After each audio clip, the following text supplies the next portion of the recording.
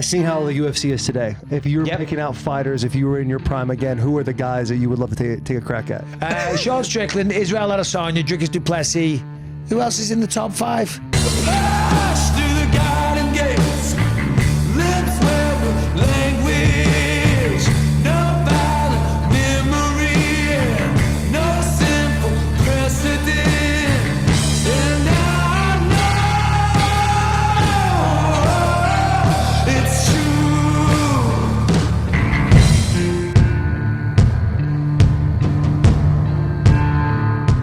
Welcome to another episode of Bussin with the Boys. I am your host, Will Compton. The boy Taylor Lewan, he is down in the jungle somewhere in Mexico City. Co-hosting with me today, the one, the only, the mule, Delanie Walker. Round of applause for Delanie.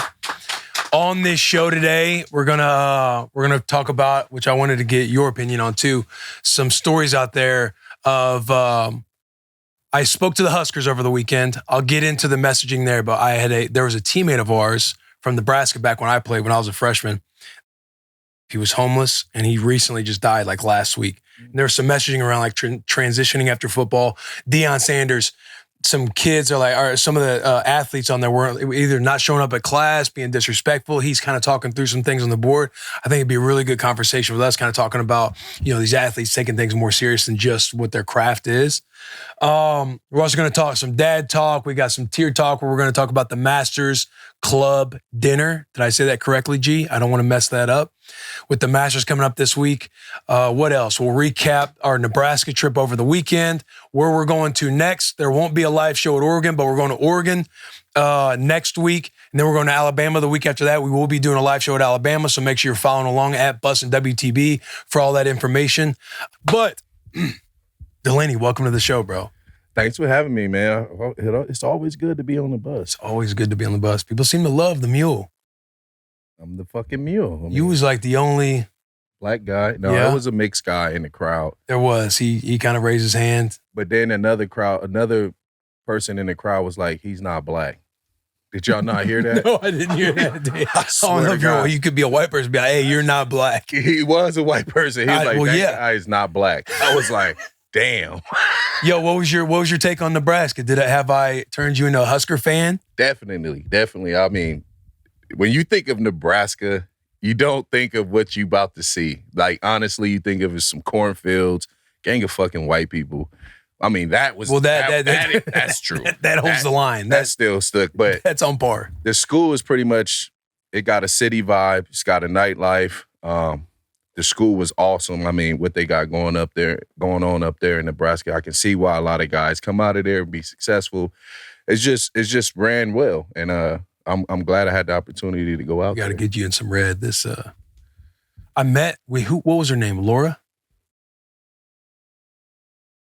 That's a great call, Mitch. This podcast is brought to us, our presenting sponsor, the Chevy Silverado. Bussin' with the Boys is presented by Chevy. This is a Chevy truck podcast. Chevy trucks are the greatest trucks ever built, and our good friends at Chevrolet have been a big part of the Bussin' family and even in our personal lives. Your boy Rex is here too.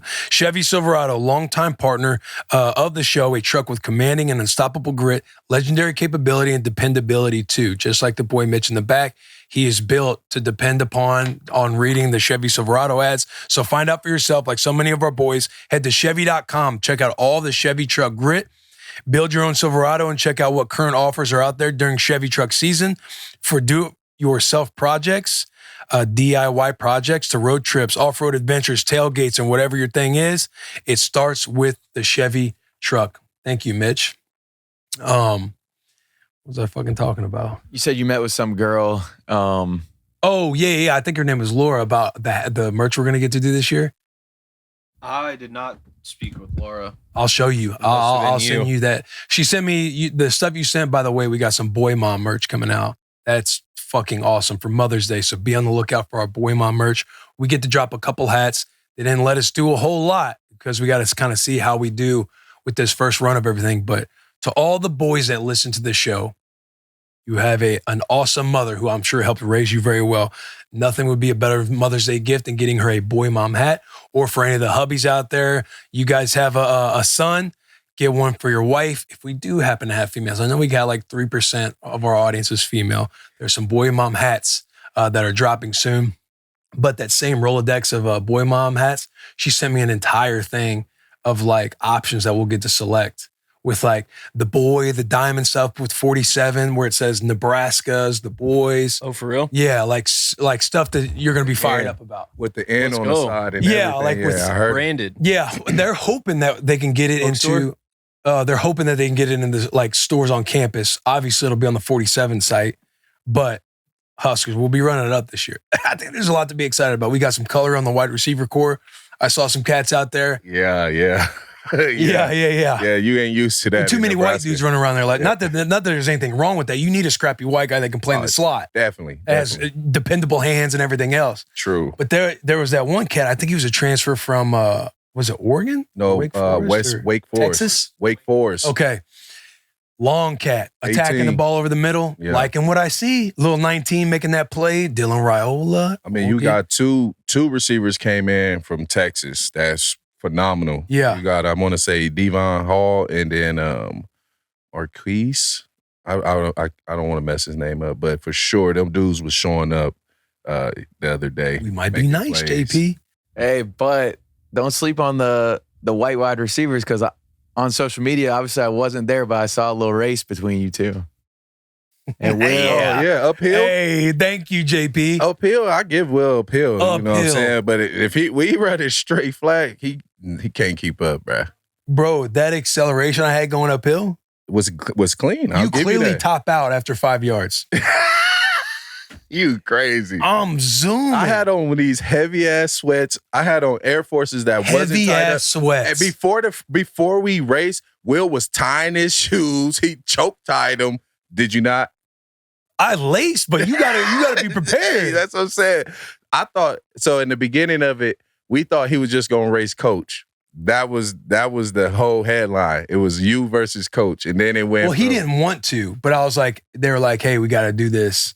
Like, you got to get Coach Rule to get out there and race you uphill. And he didn't want to do it at first. But last week when we were at Florida State and you beat me in the jump off, and I was like, yo, we can race. Yeah, we won and won. Yeah, so I had to get you. But if the next time we go somewhere, the next event, we can do a race or we can do coverage. It's whatever. You don't got any I was juice just telling anymore. you I'm right locking there. you up. You cannot lock me up. Just like week 7 in 2014, bro. Yeah, okay.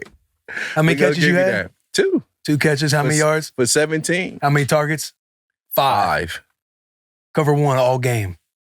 5 targets that we can pull up the film. I don't even think the ball was close to me on either 3 targets. It was like It's tough when you got tight windows. Nah. But you like It's tough when you got tight But the crazy windows. part, look at the guys who got catches. Like y'all were really trying to stop me. Other dudes ate that never ate. Well, yeah, before. you're a monster. Okay, that's all I gotta say. 3-time Pro Hey, Bowler. I Hey, we will- got to look out for this cat. I'm a- Don't worry, Coach. I got him. Decoy. We ain't got to worry about him. I was a decoy for that game. Had to be because you weren't open. hey, I give you that. they should let us know in the comments what the third event should be between y'all two. Okay. Everybody in the comments, let us know what the third event. Delanie wants to race on flat ground because apparently that makes all the difference in the world. There you It go. definitely does. We running uphill, bruh. Bro, Chill. We ran uphill. You barely beat me. It was like hairline number one, it's like finish. a 20-yard. Like, it's not like I can smoke you. That's what I'm saying. If you And even in the first one, you was trying to pull me down. I was about to beat you by 5 yards, and you was like, I slowed down because look, honestly, I jumped on that first one. I took off. And then I started to slow down, but I saw you was still going. So I tried to grab you. Hey, I'm a cheater. I've never not said I I'm a don't cheat. cheater. So, No, but that was a fun weekend, JP. We hated that you couldn't make it with the boys, man. We had a good time. Coop, Massive we got him nice and sauced up. It was his first time, so we had to give a couple Coop chants. yeah. I couldn't necessarily get him at the beginning, so I had to lean on Delanie. I was like, hey, we got to get Coop going. He won't say no to you. Yeah, he was. There was no saying no to me. He every 5 minutes shot. You be like, you good? Yeah, let's take a shot. I was like, God damn, this dude. Big time dap up hug guy when he's drunk. Yeah. Oh, Yeah. hug, dap, whisper in your ear. Oh, we were out late. then I was up the next morning. Trooper. Coach Rule wanted me to go talk to the team, and man, that's Trooper. He is a trooper. I'm not even gonna lie. Hurt. 7:30 text message. Who coming? Silent. Silent. I just imagine Rule hyping you up. Like, we got a very special guest coming. He was successful on the field, successful off the field. Everybody, please welcome Will Compton. Just hungover. Bro, I was hungover. I had to stand in a cold shower. I had to like just get going because I was like, man, I was out too late last night. But everyone said he killed it. Soon as I got there, they was like, Will killed it, man. He killed it. And I was sitting there like, for real? I'm shocked. I told Delanie, you know it was solid when all the brothers are coming up being like, hey, that was some good shit. Cause you have them locked in. Usually you get guys back in the chair, kind of leaning back. You kind of know when, like, man, they're not fucking with anything I'm saying right now, but they were locked in. They were locked in. They all came and told me like, Will crushed that speech. Will battled early. We all showed up at like, I don't know, 10:45. Got to the field by 11, and Coach Rule goes, Delanie, glad you could make it. Puts in front of everybody, bro. Put me on blast in front of everybody. I'm like, I start disappearing in the bushes. You saw I start backing up. Oh, no, but it went well. But honestly, like what I was saying in the intro earlier, like I was thinking like, man, what can Coach Rule wanted me to talk about like success off the field. Transitioning after football because, you know, the reality is like 1% goes and plays D1, 1% can go to the NFL. There's not going to be a whole lot of guys out of that room, which everybody has the dream of doing it. You hope everybody does. But he's like, I want you to talk to him about like life after football or kind of lean into the messaging there. When I was trying to think about when we were flying out, like what to kind of go off of. Unfortunately, earlier that day, there's a text message I got in our Huskers for Life group chat. There's like 20-something of us. We call it the Husker birthday group chat. It's kind of like we only chime in when somebody's, like today's kid's birthday. Yeah. But, happy birthday. It's just a line of happy birthday, unless there's some news that happens. And somebody dropped in the chat that he was a running back. He was a senior when I was a freshman, so I didn't know him very well. I only had a couple conversations with him. But a teammate of mine had like he had died. And I haven't read all the reporting or anything else. That's just what was kind of in the group chat.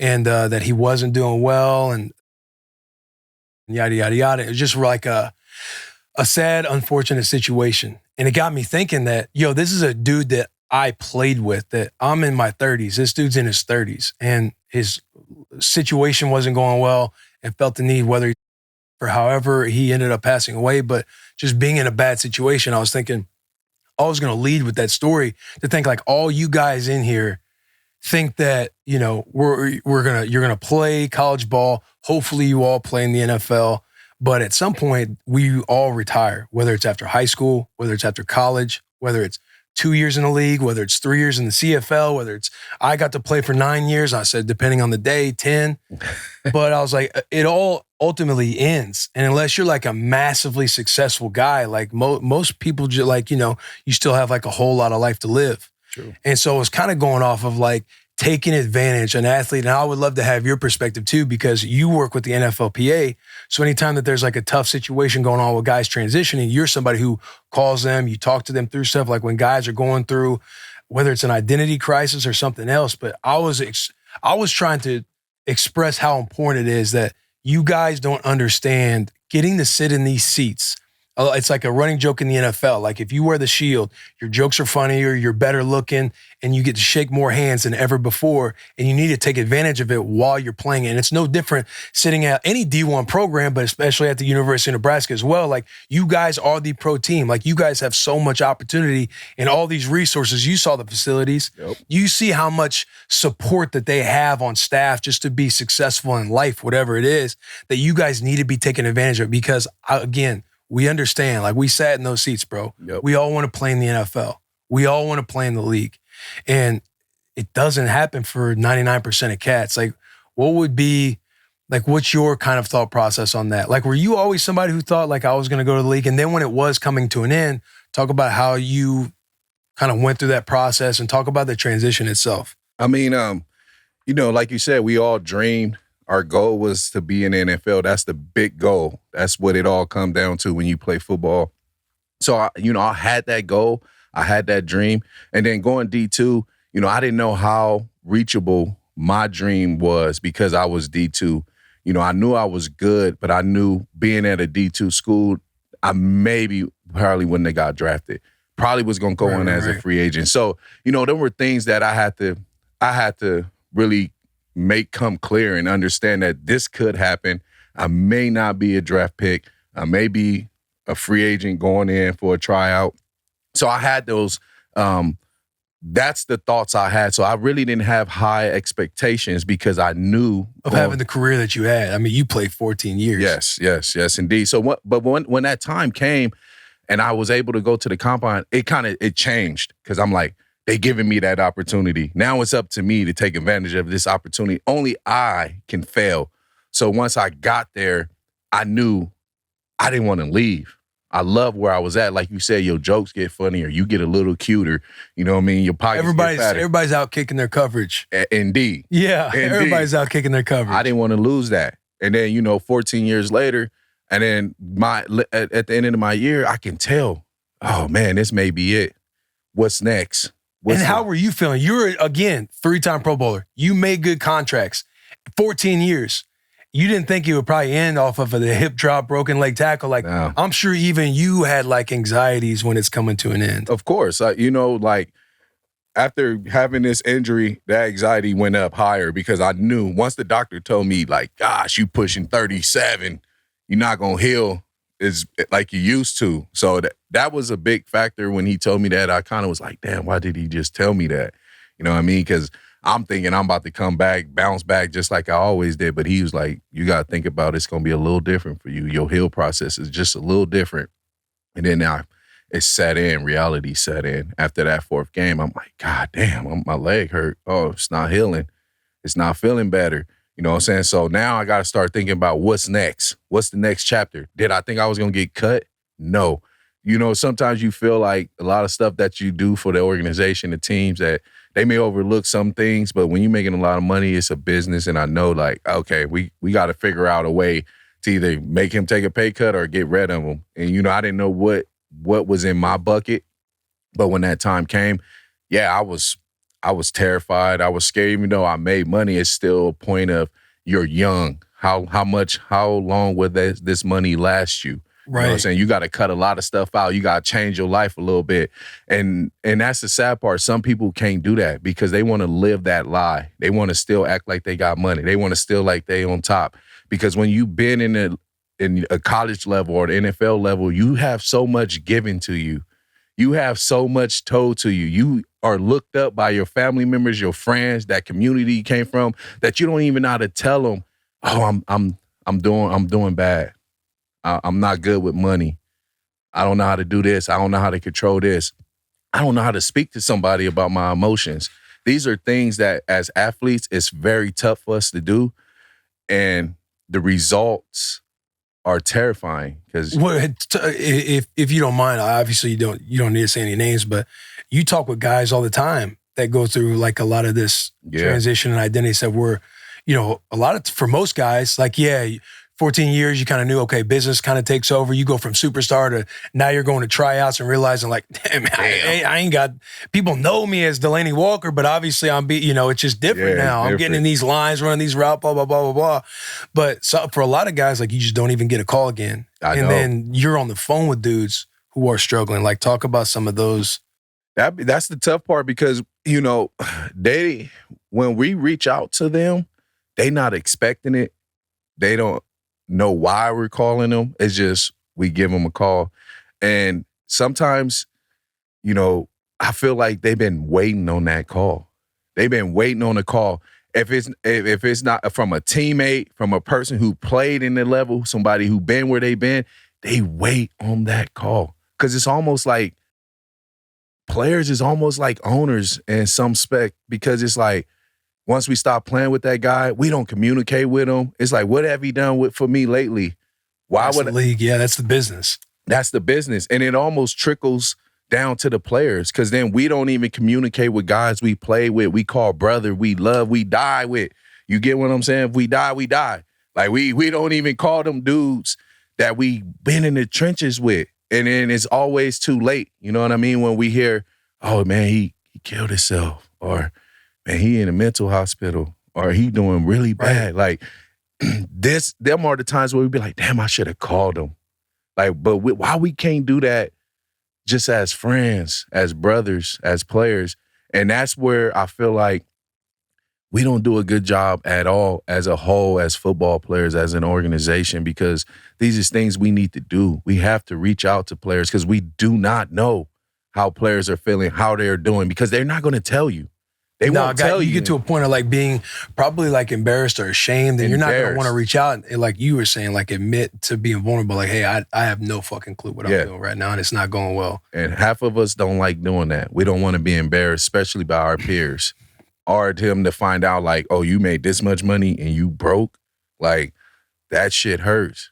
You know what I mean? So they will keep it down, keep it inside where they can't swallow it no more. And the only way they know that they can get money for somebody, or they got to die, or they got to go down that road. And that it's just tough, man. You know, dealing with players and talking to players and just hearing some of the things is just, sometimes it's tough. And it's a bad situation. But again, that's why I'm a legend coordinator. We're trying to change that stigma. We're trying to make sure guys know they can reach out to players like myself, other players, just if you need someone to talk to, because sometimes it just feel better for a player to talk to another player and not a dude with a suit. You get what I'm saying? Right. Then they know you can understand, because we all went through something. We all had some type of fucked up and down that we can experience that person may relate to, that may change his point of thought on making a bad decision that day. Right. And then when it gets too late, like you said, guys don't want to talk about it, but also they're not as equipped because to have the skill set to communicate everything else, because we identified our entire lives and careers as football players. It's like, you know, we got to play a kid's game and play and earn a lot of money, and very grateful, and all the greatest things. Like we got to live out our dream. True. But when I started playing in second grade with flag football and everything else, and from an early age, I wanted to be an NFL player. I wanted to be this. Like everybody wants to be a professional athlete. And for essentially, I don't know how old we are in second grade. Let's just say like eight years old. Yeah. You go from 8 years old all the way up to then I get out of college at 23. For all those years, I'm identifying as getting to play this game for a short period of time, 9 years, 30-something years old when that time ends. And that my entire life, I've been wrapped up in the identity of a football player. And for most guys, you don't get that call, or you get cut and you're still training and you kind of don't know when to let it go because you think you're going to get back in the league. And then when it's too late, you kind of just, whether you're embarrassed, ashamed, whatever it is, but you didn't pour into those skills that help you adapt and transition to that next aspect of life. And I feel like, guys, that's why it's so important to take everything serious and not just football. It's like Dion, he was just going on his team about being lazy in class, being disrespectful to the teacher, and he was kind of going in it, but giving them game like, this is not, you guys don't realize the reality of this situation is only a few of you guys are going to play, maybe a couple, depending on what locker room you're in, maybe none. Yeah. Like you might get a crack at being undrafted, or get a crack at doing a rookie mini camp or this, that, but you're going to have to transition and go on to the next thing. And if you're not taking advantage of it now, like on scholarship, with all the resources and support these colleges have for the athletes now, especially with NIL money. It's like I was talking to somebody out at practice, and we brought up the ESPN 30 for 30 broke. It's like 70 to 80% of football players will be bankrupt within 5 years out of the league. We're talking about grown men that make a lot of money. Yep. Now you're making this money as a college kid. Like, don't act like and pretend that you're going to have it all figured out, or you're figuring it out with your NIL money coming in, whether it's taxes, whatever the case may be. So you need to do everything you fucking can to pour into those resources you do have, because the game ends. And I'm telling you, it doesn't matter how long you play. You were kind of alluding to it with you had an incredible career, but the doubt and everything that kind of creeps in of like, yo, what am I going to do next? I've been saying all this. Oh, do I want to do real estate? Do I want to coach? Do I want to do this? Like I had podcasting written down and stuff, and I'm glad that this has worked out. Yep. But it wouldn't happen unless like the intention of like being serious of, hey, this is going to end soon. I really got to start figuring this shit out, and do not wait until it's too late. And it's funny you say that, because as NFL players, we kind of have that thought, but as college players, that's not even a thought. No. They don't even think about that, because in their mind is, I'm a football player. I'm going to the NFL, and it's a shocker. When they don't go, it's a shocker. And that's the tough part, because now NIL deals, these cats is getting money like you said, Deion talking about disrespecting the teachers, not being lazy in class. They already think they paid. They already think they're celebrities. Right. They got commercials. They getting paid. Like, in their mind, it almost takes away from really being a student athlete, because you're still a student athlete, not an athlete at school. You're a student. You know, the saying too is like student athlete. Like you're there. Hey, student athlete comes first. You're a student first, but everybody kind of knows the underlying tone. Like, we're here to be athletes. We're here to be athletes, and that's where they go wrong. And you know, I'm in that same boat. I should have took. Now, you know, obviously I'm older and I experienced a lot. Sometimes I wish I would have took school more seriously. You know what I mean? I found a major that really would have worked for me after school, because most of us choose a major just so we can get good grades to play sports, because that, again, like you said, sports is our identity. Right. We want to be football players. We assume we're going to play in the NFL because we go to Nebraska, we go to Georgia, we go to Alabama. They assume I'm getting drafted just because, you know what I mean? Right. I play for this school. But the sad story is, it doesn't work that way. It don't work. And then when you don't have nothing to fall back on, all you can do is talk about your glory days. Well, when I was here, when I did this. But what you doing now? Right. And then that hurts. You know, that hurts when you hit somebody that, because now you being real instead of, you know, keeping their ego up. Like, yeah, you was a beast. You was da-da-da-da-da. But that was 20 years ago. Yeah. Like, what you doing now? Yeah.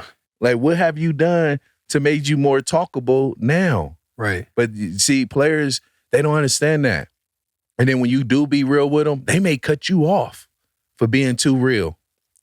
Because he too real. He being too honest with me. I need someone to kind of help me live my glory days. And I come across a lot of people like that too.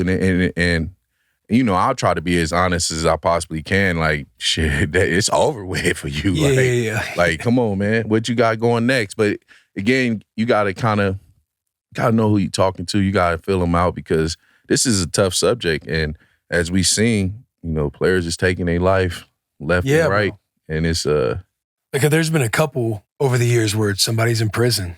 You're like, hey, so-and-so, Rob, seeing if anybody can get him a phone. He just got out of prison. He wants to communicate, blah, blah, blah. And it's just like, man, what in the... Robbing people, doing frauds. Yes. Like, it's because, again, you know what I mean? It depends on what level you was at. Imagine being in the NFL, you was making hundreds and thousands a week to getting cut. You will never find a job like that where you get to go out, play a kid's game, and get $100 and some $1,000 check a week. They look for that itch. I need that fast money. I can't work for somebody for $50,000 a year doing all this crazy work, to stand after work, putting in the hours. They don't want to do that. Right. Because in football, nor do they want to listen, because people come in and kind of talk with it. It's like you're on that side of it now with the PA. How many times are people coming in and it's right after practice and you're just thinking like, all right, hurry this fucking meeting. Hurry up. Versus like understanding that, hey, this is actually useful shit you need to listen to. You gonna need it when it's all said and done. And it's so crazy, like, because they do this every year. We know. I've been sitting. You sat in the rooms. I sat in the room. They try to feed you all the information they can, because they know they on our time, right? And we want to go. And they try to do their best jobs, even though we hassle them. They try. We give them hell. We give them hell. And they only trying to cram a 2 hour information into 45 minutes because us. It's because of us. It's not the coaches. Because of what the stats show, yeah. Because of what the data says, like, y'all need to fucking, We need this. Your mind will be blown when dudes retire. They don't know how to access anything. And everything they done gave to us, all these numbers, all these emails, no one writes them down. No one cares, because they like, that ain't me. They think it lasts forever. They think it lasts forever. I'm going to be in the NFL. Or they just think they don't need it yet. Because I like to think that I'm up to speed with some of the education. But there's been times where you're telling me something, oh, damn, we can do that. Oh, damn, we can do that. Yeah. And you just don't know all the resources that are available. And it's so many. It's so many. And I was bad at it too, because I was the dude like, hey, speed this up, because I was a leader on the team. So I'll be like, yo, speed it up. Like, let's get it over with. We got to be back up here in 6 hours. Yeah. So, you know what I mean? I look back, and when I talk to them guys, I'll be like, I always say I'm sorry, because I was that guy. You know what I mean? And I didn't get all the information that I needed. But luckily, the NFL reached out to me, and now I see all the information that's out there, and I kind of be like, God damn. Damn, we got to change the way we think as players. Just because we want to go home, we don't want to hear the information that benefits us. Right, because we're thinking whether it's recovery or just going home to get on the game, whatever it is. Whatever it is, because motherfuckers ain't going home to get on the playbook. We know that. They try to go home and get something else. Yeah. But, hopefully, that changes. We're trying to figure out ways to make it more where guys can take it in. We trying to make it where they can take all the information that they need, but give them time to feel like they have their own time. It's how do you get this information? How do you deliver it in a way that can get them sparked and interested? Yeah. Versus like, we got to get in and get out of this thing. Well, now I just tell them money, man. You leaving money on the motherfucking table. Yeah. Anytime you don't listen to us, when we give you information, you're leaving money on the table. You know how many dudes I spoke to that didn't even access their line of duty because it was too late? They didn't know how. Or they didn't know when. That was the one thing you was telling me about that. I'm like, oh yeah, I gotta fucking get You gotta access it before it runs out. They have a time limit on the line of duty. And cats do not know that. They didn't even know that when they got out the league, they could have been getting a check for 7 years. And they struggled for those 7 years. And then they'll hit me like, man, my boy told me he was getting line of duty. How can you help me? And I'll be like, run me your name. And then I'll run that name. And they be like, oh, he missed it. I'm like, how the fuck I'm supposed to tell him that?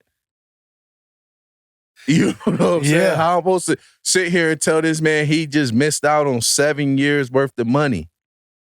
Yeah. When he's telling me he's doing bad and he needs help. And then I can't do nothing about it because they like, well, he missed it. That's not on us. I'm like, God damn. It just, the thing is too, like ultimately, for everybody listening, like it's more common. It's more common. Think. It's way more common. It sucks and it's sad because we're in such an incredible spot for however long it gets to be. It's a short period of time.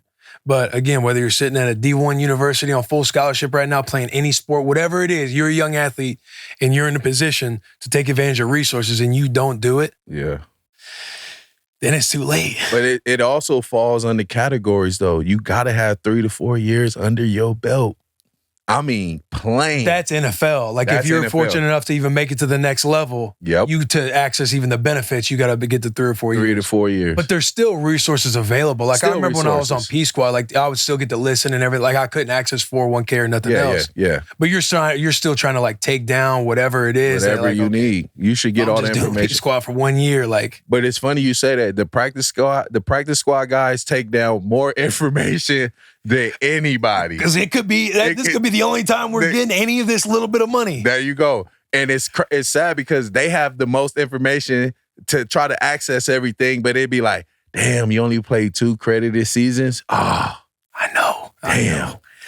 Like it hurts because they really do all the research. They have all the information and then it's just be like, why can't I access this? I'm like, look, how many credited seasons you got? Fuck. You still got to I'm like, damn. Either didn't get it or hey, you got a couple more. Like you got to make the team. You got to get 2 more, bro. Like, but again, they do have resources, but you don't get them benefits that you will get if you did 3 or 4 years credited season. And will that change? No, the NFL ain't dumb. They know half the people won't get to 4 years. They don't want to be paying everybody who steps foot in the NFL. Because you probably was there for 10 days. Got cut. And you think you're going to go get a line of duty? Like, no. Like, you get what I'm saying? Like, so sometimes you got to be realistic. Yeah. Like, you get some cats that be like, I was there, I got hurt. I mean, did you play a game? Yeah. Preseason, that ain't a game. Athletes, man, take advantage of the place, the opportunities that we get because we get such a head start on life. Yeah, and we piss it away. We do piss it away, and we starting to see a lot. And obviously not everybody, but it is more common than we all want to sit here and admit. Way more common. Even on times when I'm not, we were talking about the line of duty earlier. I'm unaware of something that happens. I just think to myself, like, fuck, man, how did I miss that? Like, you feel kind of dumb. Like, man, what was I? What am I doing? Yeah. Why am I not taking time to really try to turn over every stone before it's too late? And they got sites, they got apps. Right. We don't access none of them. They come here and be like, download this app. You see, no one does it. No one. They be like, hey, download this app. It'll give you everything. All right. Yeah, they be like, cool. No one downloads. Because if you download that app, it will tell you how much 401k you got, when can you access this, how much this, that. Yeah. What benefits you can access with your credit decision. But that's what my calls are. I call dudes like, bro, we don't see you on the app. You've been retired for 4 years. Get on it. Oh, man, what's the app? I'm like, bro, I'm going to send you the app again. I emailed you. I did this.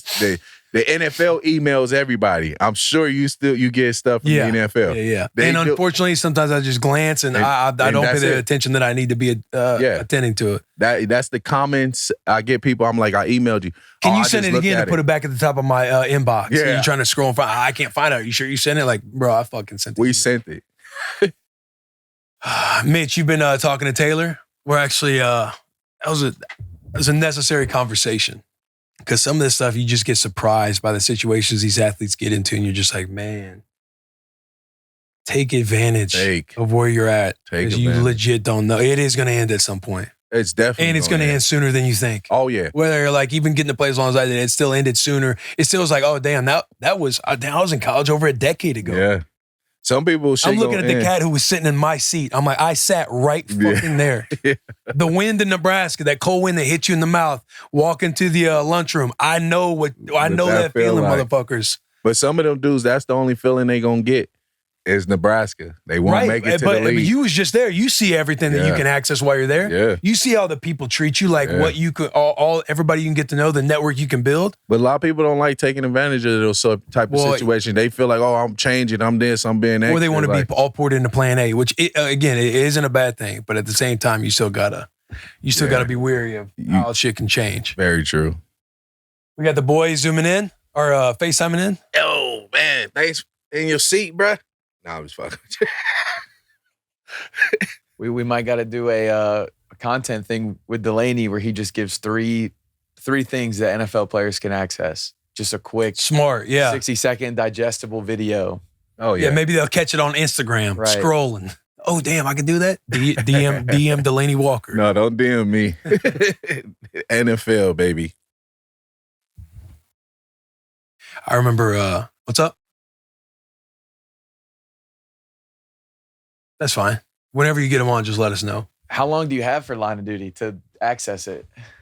I want to say, I think you have 7 or 8 years. I think you have to access. Window? Yeah, 7-8 year window. It's generous. Generous, bro. Yeah, dog, the benefits program, if you get vests and everything else, we have an incredible retirement program. No, we do. But even thinking about how important it is to take your craft on and off the field seriously at a young age. Like I'm talking these college students, like hearing the Dion stuff, thinking about the Kenny Wilson stuff. I remember Bo had us in a meeting because dudes were sleeping in class and Bo, he had a list because all the teachers would email him. Mm-hmm. He had a list.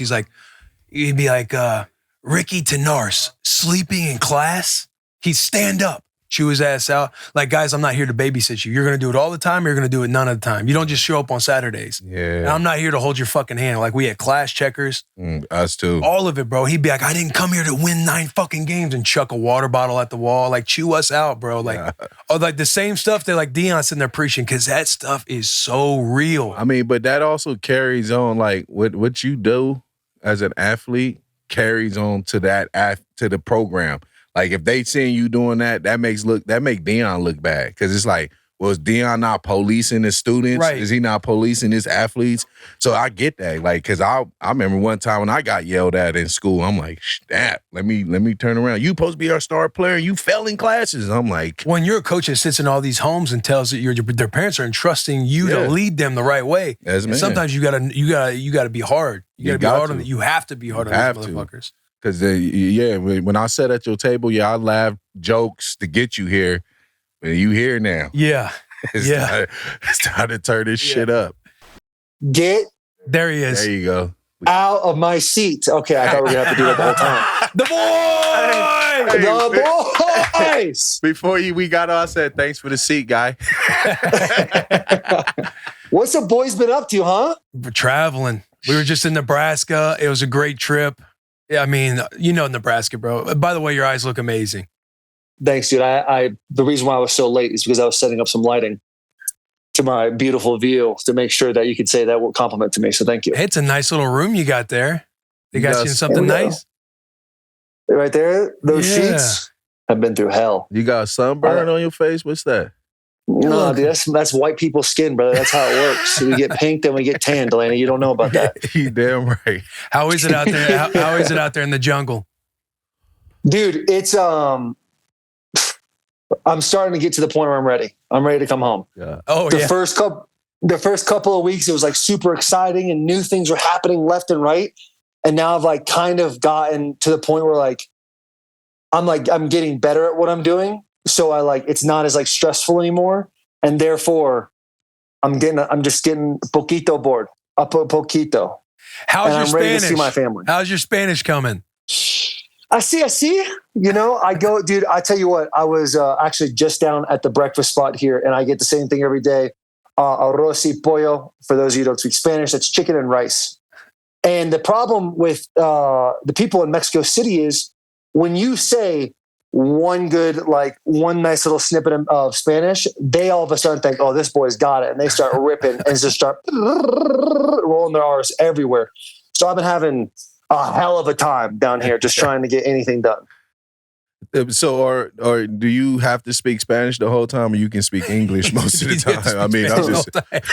Dude, Delanie, I'm in the weirdest cultural situation of my entire life. Like half of the people, literally there's one other American out of 400 people at this entire thing. And then the other 199 are Mexican and the other 200 are British. So literally I'm just getting peppered with British lingo, and I'm getting peppered with Mexican Spanish lingo. So it's a different world, man. It's a completely different world. Do you find your accent changing up every now and then around the Brits? Yeah, of course. You know, Jerry Ainsworth, he comes out a little bit. How we doing, love? You all right? Yeah? Oh, what we doing today? We'll go on all right, let's do that, and then we'll do this. Yeah? Okay. And actually, there's been a couple of British guys been like, hey, mate, your accent's pretty good, actually. You should work on that. It's nice. Hey, it does sound like it. You've been practicing. Well. Bro, I have been practicing. There's this dude named Josh. And if I could just explain Josh to everybody, if they just close their eyes real quick. If you took somebody, put about 50 to 60 pounds on Johnny Depp, and then put them in a room and made them watch only Pirates of the Caribbean movies for 3 years, this is this guy, man. He's got that suave, charismatic. He also sounds like the dude from Flight of the Conchords. And he's the dude that's kind of running the floor of everything we're doing. Mm-hmm. And this dude, he's the fucking man. But he's he's like a Jason Momoa, Johnny Depp mix with he lives in Argentina, but he was born in Britain. He's got this very unique cocktail of a voice. It's beautiful. Yeah. Are you able to tease anything that is happening down? Because I know, hey, listen, we'd be dumb if we didn't see some of the heat that the boys been taking about all the spring tour and everything else, and it just sucks that we're not able to. I'm just like, hey, I'm telling you, it's dope. It's gonna be dope. It's gonna be dope. Yeah. You know what the problem is with catching all this heat is when I start catching the heat, I'm like, the thing I'm doing is not as cool. Is when it comes out. We might be hyping it too much now. I'm like, I'm telling you. Yeah, I know. Me too. I'm like, it's big. But the thing is, Equalizer people being I've seen people being like, yo, this dude's doing a movie. He's doing this, he's doing that. I'm like, damn, it's not that cool. I was just some dope, if it was that, I'd be like, hey, you guys will find out. Don't worry. But it's not as cool as a movie. I can tease that. It's not scripted. I'll say that. It is. Dude, it is cool though. I think this thing that I'm doing, it sucks so bad not being able to just say what I'm doing because you know how NDAs work. You know how this world works. Yeah. But it is. It's just a unique thing that I've never done before, and it's been a lot of fun. Any idea the time, whether it's this year, at any point this year, we might be able to start talking about, it, or is we got to keep our mouths shut until? Bro, this is like a Q2 of 25. Damn. Jeez. So we'll get to do the spring tour know. next year and get to play in the jokes that you'll actually be on the spring tour. We still won't even know what happened at this point. I know, but I do want, thank you for the opportunity to once again apologize to the fans. Dude, what a shitty job I did about being transparent with the fans. All of a sudden, Ninja smoked everybody and dipped out of here.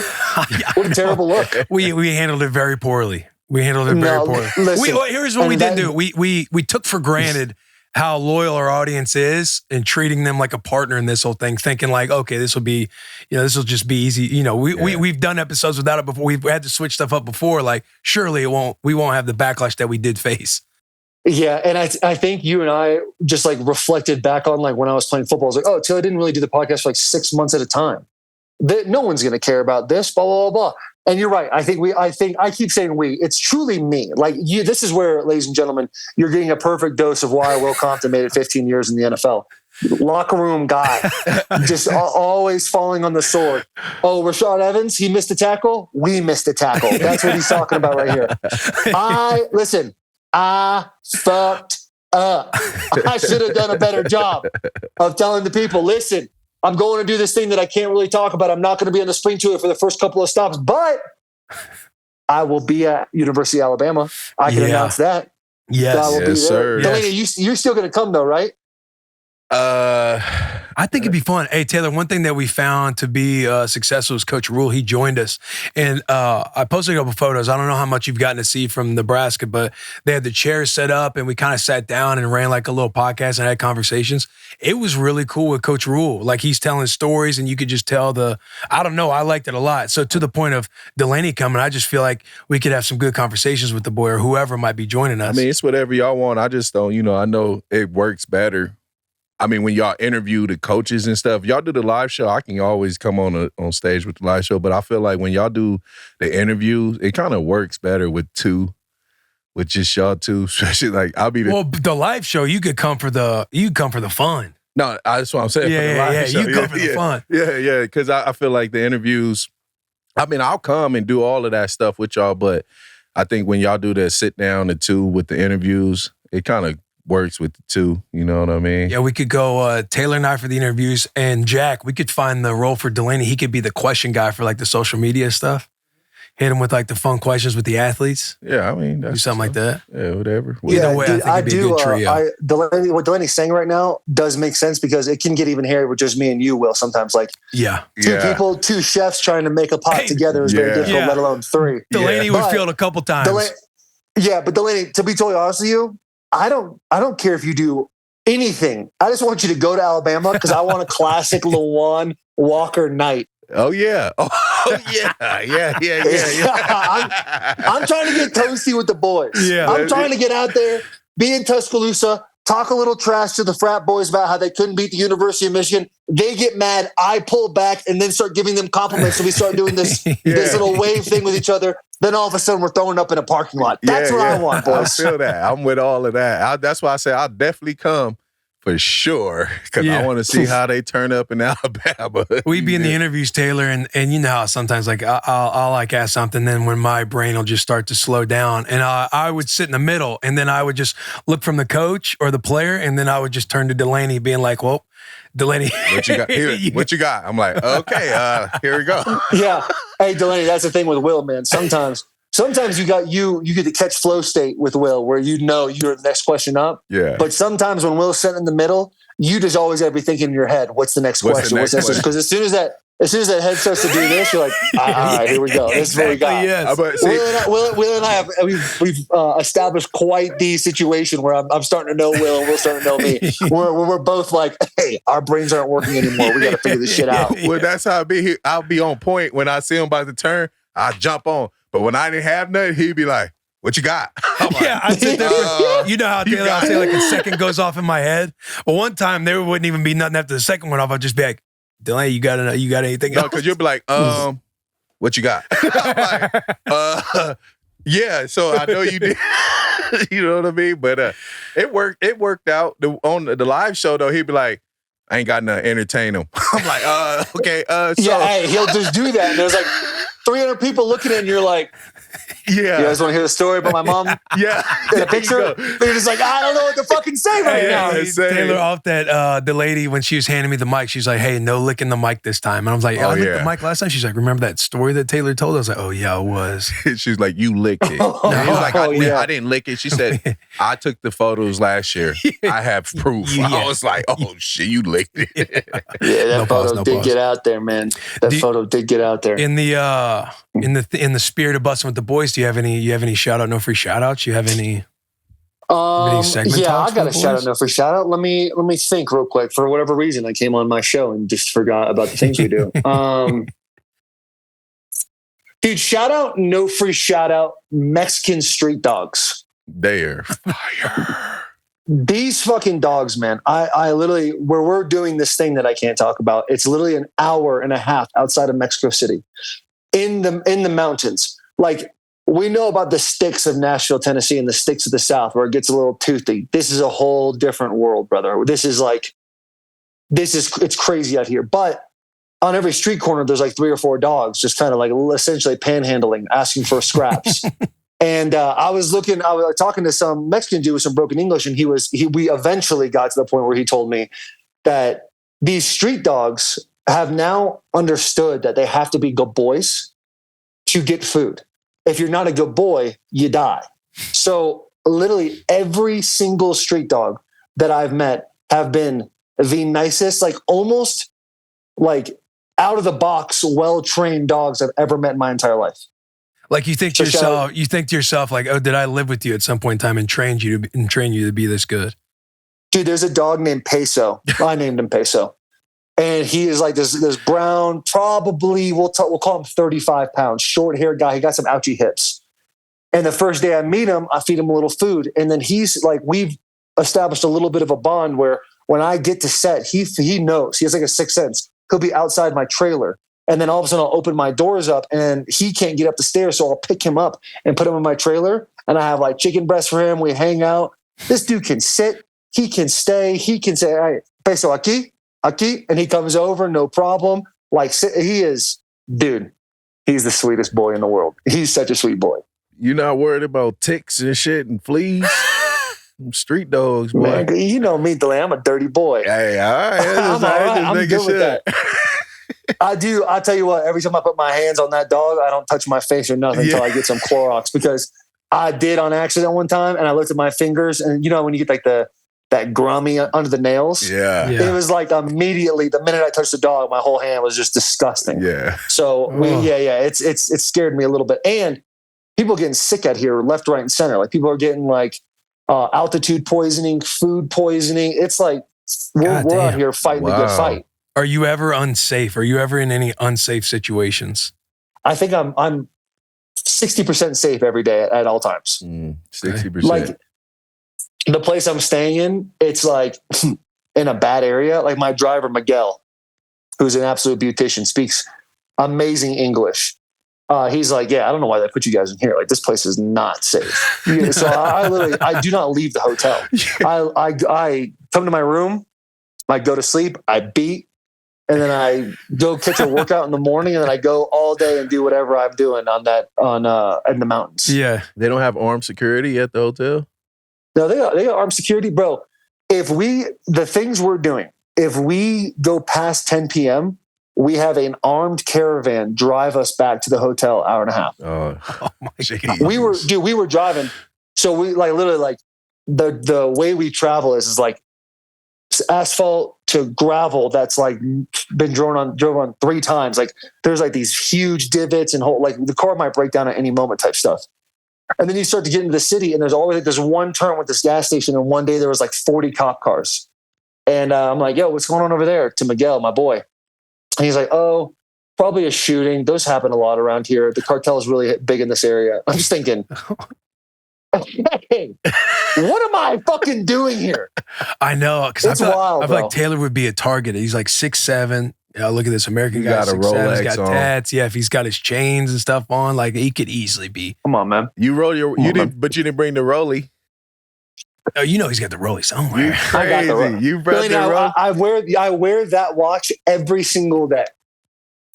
I was shocked. So you know he's a walking target. You walking target. Yeah. Um, You definitely. Oh, Oh, you crazy. Yeah, I ain't ooh, doing it. hey, it was a little heavy when I picked it up too. I don't want to brag. Don't want to brag. How's it been being being away from the fam? I know it sucks. Talk about being a Bro. FaceTime dad right now. Because I was at your Easter Yeah. party. By the way, great Easter party. I know you saw your boy take the gold. Hopefully, we'll have to check the tape. But gold or silver in the sack race. How's it been being a dad? Have we decided, before I get to my family, have we decided whether or not you won that? Because You failed. when at I was the on the phone end. with Talon, she said you lost by a hair, but you looked like an elegant dolphin out of the water in SeaWorld when you were essentially floating across the Talon ground. had a good view. She got to see the kid who was started to get a little scared when I started to really pick it up. She had a good spot. It hasn't been talked about, but I truly feel like I would have edged that out if it was like a don't know. professional. I think he beat you. You dove at the end. He was coming across. Yeah, but you can dive. You can dive. Yeah, You did almost take that kid out. Yeah, man. he did. But my family, listen, my family is so annoyed with me calling. Every time Will, we've talked on the phone, like my cell service is not great. Luckily, this is working out for whatever reason right now. I thought this was going to be a horrible situation. But when I call, I literally, on days like today, I don't shoot till like nighttime. And so I'll shoot from I have to leave here at 5. I'll get done at 11 p.m. But from now till 5, I got nothing to do. And nowhere to go.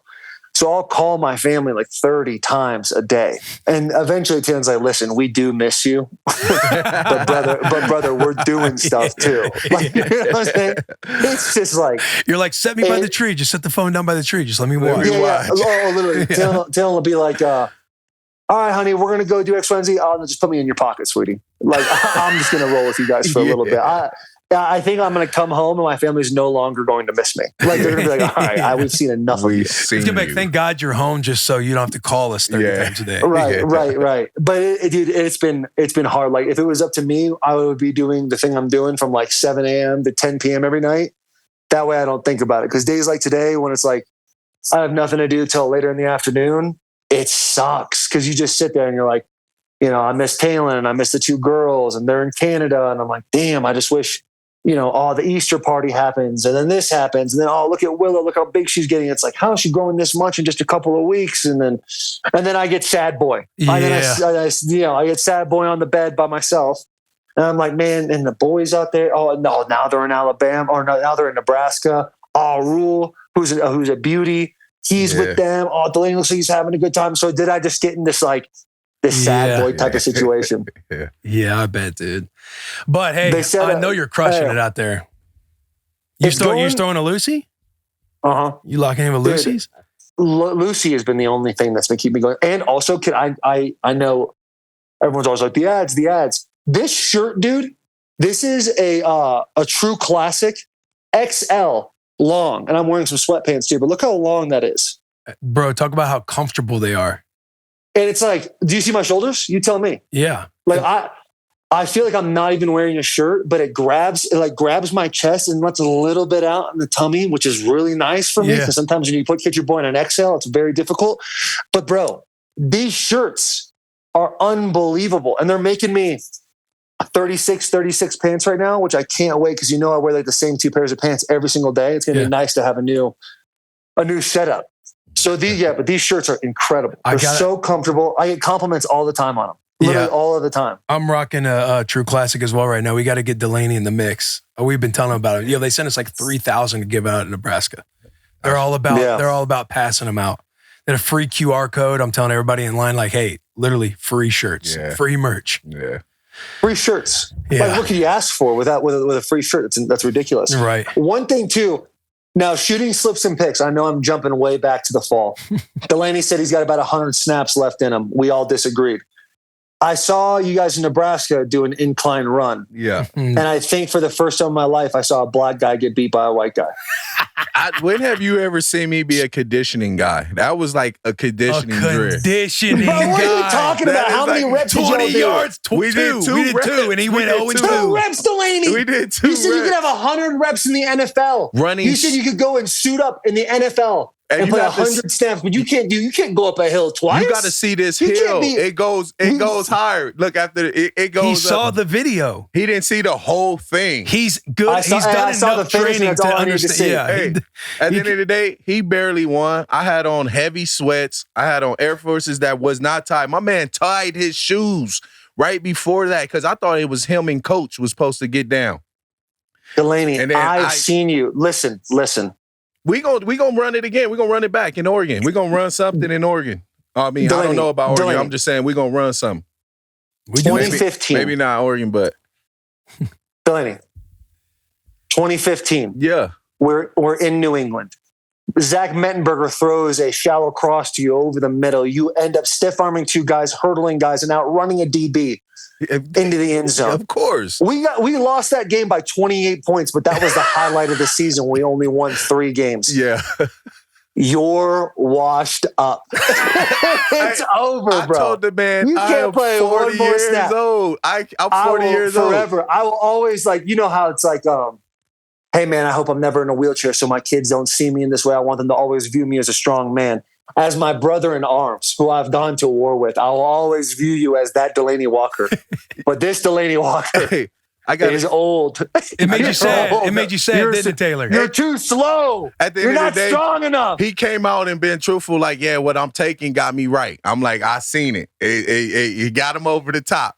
It's good. Hey, I just show us something, Will. I see show us a little something. And I still got some juice. That's you know what classic. I mean? Yeah. You turned it on because I was like, ooh. Hey, I feel you turned it on. I feel what Taylor's saying too. Like I was almost sad when I beat you. Like, damn, Delanie. We Walker. 1-1. See, I out-jumped you. Vert higher than yours. You beat me up a hill climb. I give you that. It made me sad. We hill climb. It made me sad. Next time we doing coverage. Delanie, we just look up to you, man. No, I know, but we're going to do coverage, though, Taylor. And you can be the quarterback for Alabama. We're going to do it at Alabama. Taylor be the quarterback. We're going to play cover both ways. You cover me once, I cover you once. So we got both opportunities. Okay. Yeah. Bro, first off, you don't want me to be the quarterback. Well, I'll be the coach. You don't want to be the quarterback? No, I can't throw a ball like that. I want it to be fair for y'all. Okay. And so I want some. Let's just get the actual Alabama quarterback in there. Ooh, yeah, that'd be fun. Ooh, that'd be good. I'm about to route you. I'm about to bring shorts. Watch. You think I'm playing? I was unprepared. Hey, that's you. That's your shit talking. And Will goes, I'm about to route you. You go, I'm gonna wear shorts. He ain't routing nothing if I got on some clothes, man. If I got on some clothes, you ain't doing none of that. If I got on some clothes, dude acted like he had 10 pounds of gear on. I had on them heavy ass sweats. I couldn't even There's get no heavy ass sweats, bro. Bruh, I couldn't even get no leg band in them things. Will, it's always hard to watch these football players, man, after it's over thinking they still got it. This is like you said, this is Delanie Walker. I don't have it. I know I could beat Will. I don't have it. 3-time Everyone thinks so. 14 year in the NFL, Delanie Walker. Broken ankle, G. Hip drop. Yeah, I saw that. I was there. I held you in my arms. No, you did not. Yes, I did because I got knocked out, and then we had that long delay. Oh, yeah, you're right. And then when you broke your leg, I went in the X-ray room, You're right. One of us was crying. Actually, both of us was crying because and I held you right here. I was like, it's okay, brother. You're gonna be fine. You're gonna be fine, brother. You're right, because I forgot. We both was in there. Teared up. We was both hurt. Yeah. You get what I'm saying? Yeah. I remember that. Yeah. Well, before Delanie broke his leg, we were in that first little 1 hour delay. We were outside, and I'd just got knocked out, and I was kind of walking around. And I was out in the area where you could, the fans could look down and see you. And one fan started yelling at me, so I started yelling at the fan and started crying again. And Delanie's like, "Man, what you doing? Come here!" And just grabbed me and brought me over. I was so sad. Hey, you don't say that. You just start fucking breaking down and crying. Yeah, man, what did you say that for? Hey, you're not good. You're not good. I just started crying. I was ready to go home at that point.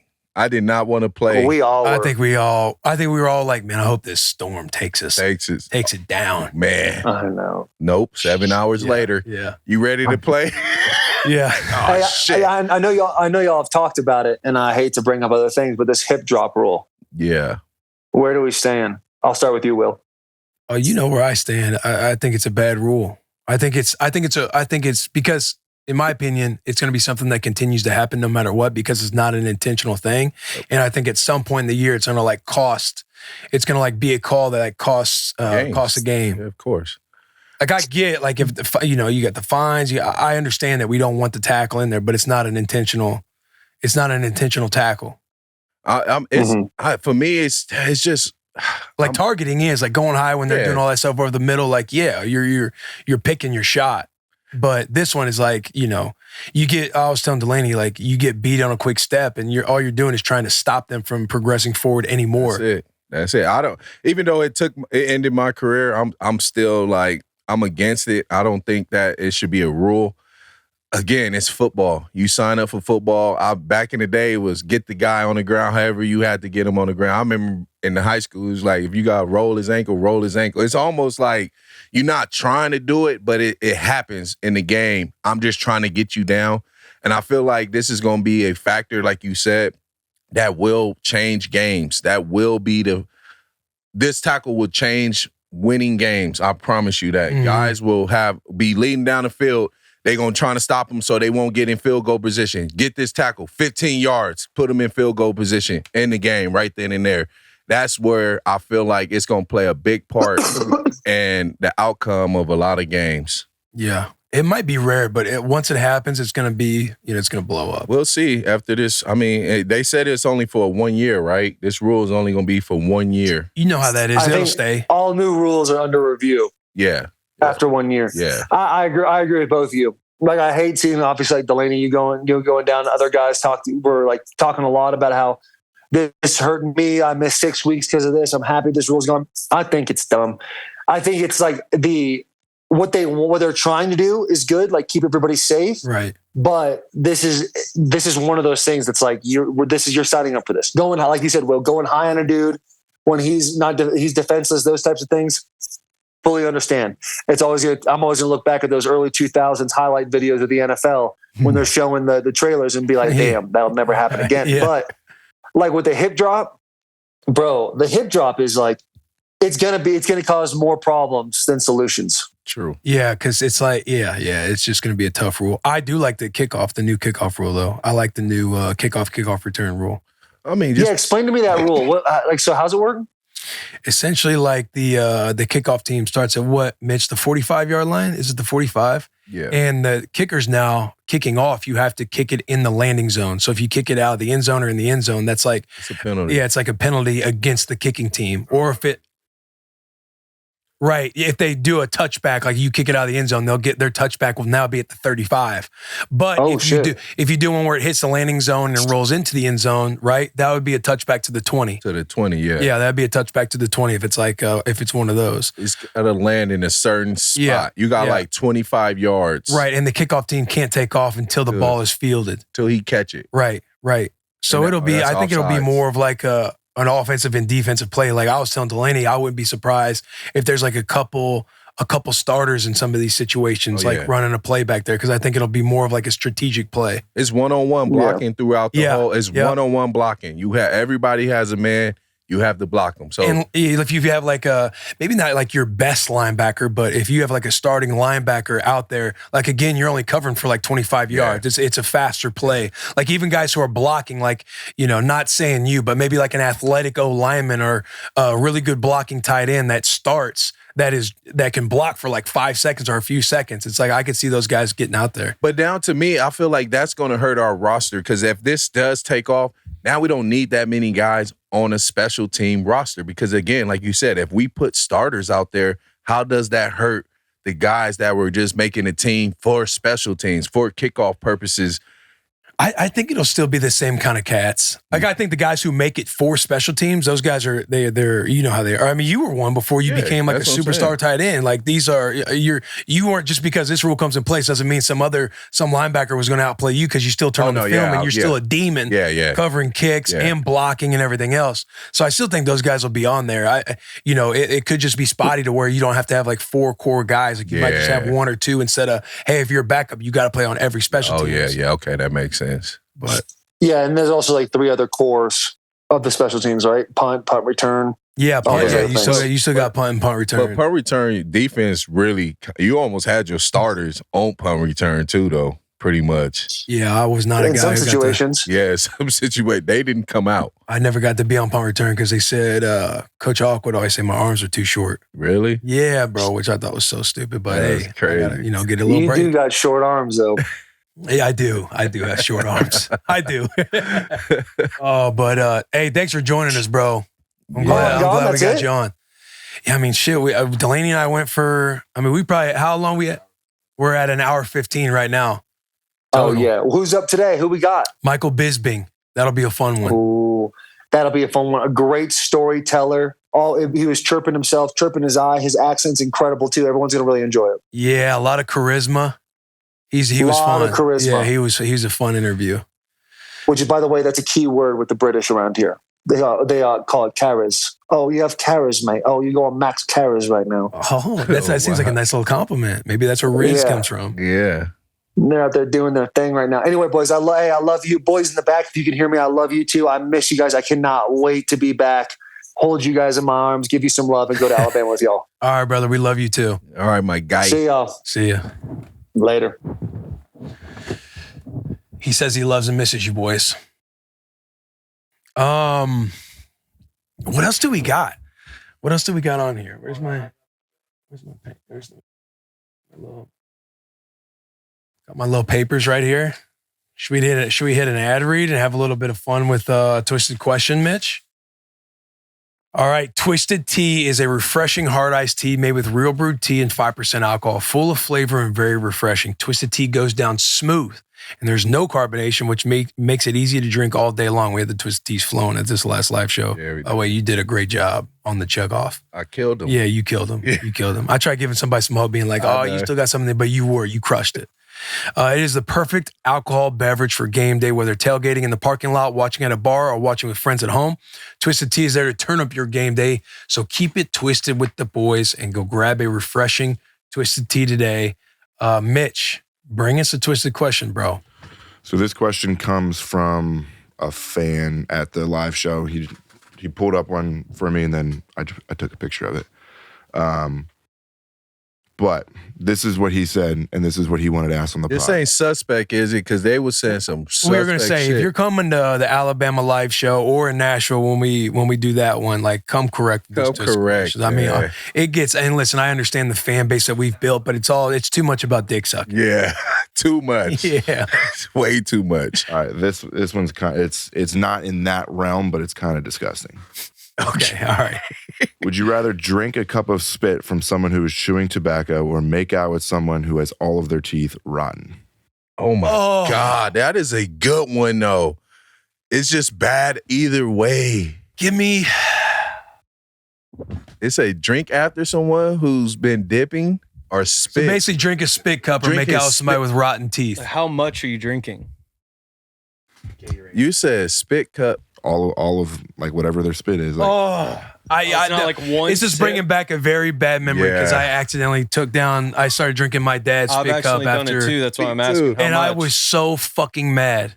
Oh, Because yeah. it was at my place where when I was living off Charlotte, he had visited and he had like oh my God, it makes me sick thinking about it. I was so like just pissed off. Like, God damn it, you guys out there with your spit cups and everything else, you have to clean that shit up at all times. fucking It should hate never it. be out there sitting loose. All day. And when I was in college, every cup on the table, spit in it. Give me a skank, dude. Let me make out with a skank. I'm gonna follow lead. I'm kissing rotten teeth, decayed, bad breath. Give me somebody sitting outside of Cheap Smokes, looking for a little bit of cash. Yeah. Throwing up either way. Yeah. Ugh. But the cup, After the- a few- Will low-key getting into it. I'm just saying, you get a few twisted Willow, teeth. he was that guy. Yeah, you get a few twisted teas in you. yeah. Go hog hunting, boys. That's my answer. Yeah, I'm kissing a rotten What are y'all mouth. doing? JP, what are you doing? Skank? Yeah. I love how we're just, hey, we'll make out with a skank. Not even the rotten teeth anymore. Mitch? Is anybody hitting the spit cup? The reason I asked how much would make a difference because I have done it on accident before. Let's say, and no free shout outs to Eighth and Roast, but let's just say it's up to here. Ooh, that's too much. That is a big Is it like gulp. grainy? Like there's like, It's like just more like the than long cuts in there too? Yeah, he Like took he it took out it out? and just a couple dumped it in pieces. there. Yeah, He- just he- a couple pieces. You throwing up. Oh man, makes me sick. Oh my thinking God, about dude, it really does kind of make me a little. Yeah, we. 'Cause I've actually done it with that and like a cigarette ash cup, and that one was probably worse. Oh, I can only imagine. so which one you going? Give me the skank. Yeah, Yeah. Attaboy. Oh, But I don't think I like that one. hey, did you see the Jack? I'm making out. I've drank my own dip spit by accident while I was driving one time. Oh. And like even just your own spit is foul. So thinking about another man's or woman's if you're out there. man, it makes me Yeah, nauseous thinking about that. It's just, yeah, it gives me the fucking chills. I don't even think I can just take a regular spitball in the mouth. Like somebody just spit in your Like mouth. a chick just spit in your mouth. It depends on what kind of mood I'm in, maybe. Wow, you freaky. I would say no, but you just know, you know how you get a little animalistic when it gets a little crazy. I can't do it. I can't do it. You nasty, I know, bro. that shit is nasty as fuck. For everybody out there, 99% of the time, I would not do that. But Charo. Yeah. Yeah. Oh, fuck, dude. Jack just brought up the notes again. Did you see the Stefon Diggs going to Houston? Number one, Houston's did. loaded. I told you Houston was going to be it. Without even the Diggs trade, but now with the Diggs trade, oh my God. You got what? Diggs, Collins, Dell. Noah Brown, John Mechie, Yeah. Yeah, man. And You got then a squad. running Obviously, back, Stroud, Dylan, Joe Nixon, Damian Pierce, Yes. Dalton Schultz. yeah. Slow it, calling it.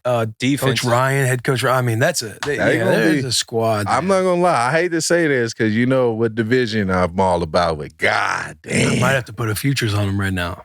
It's going to be tough.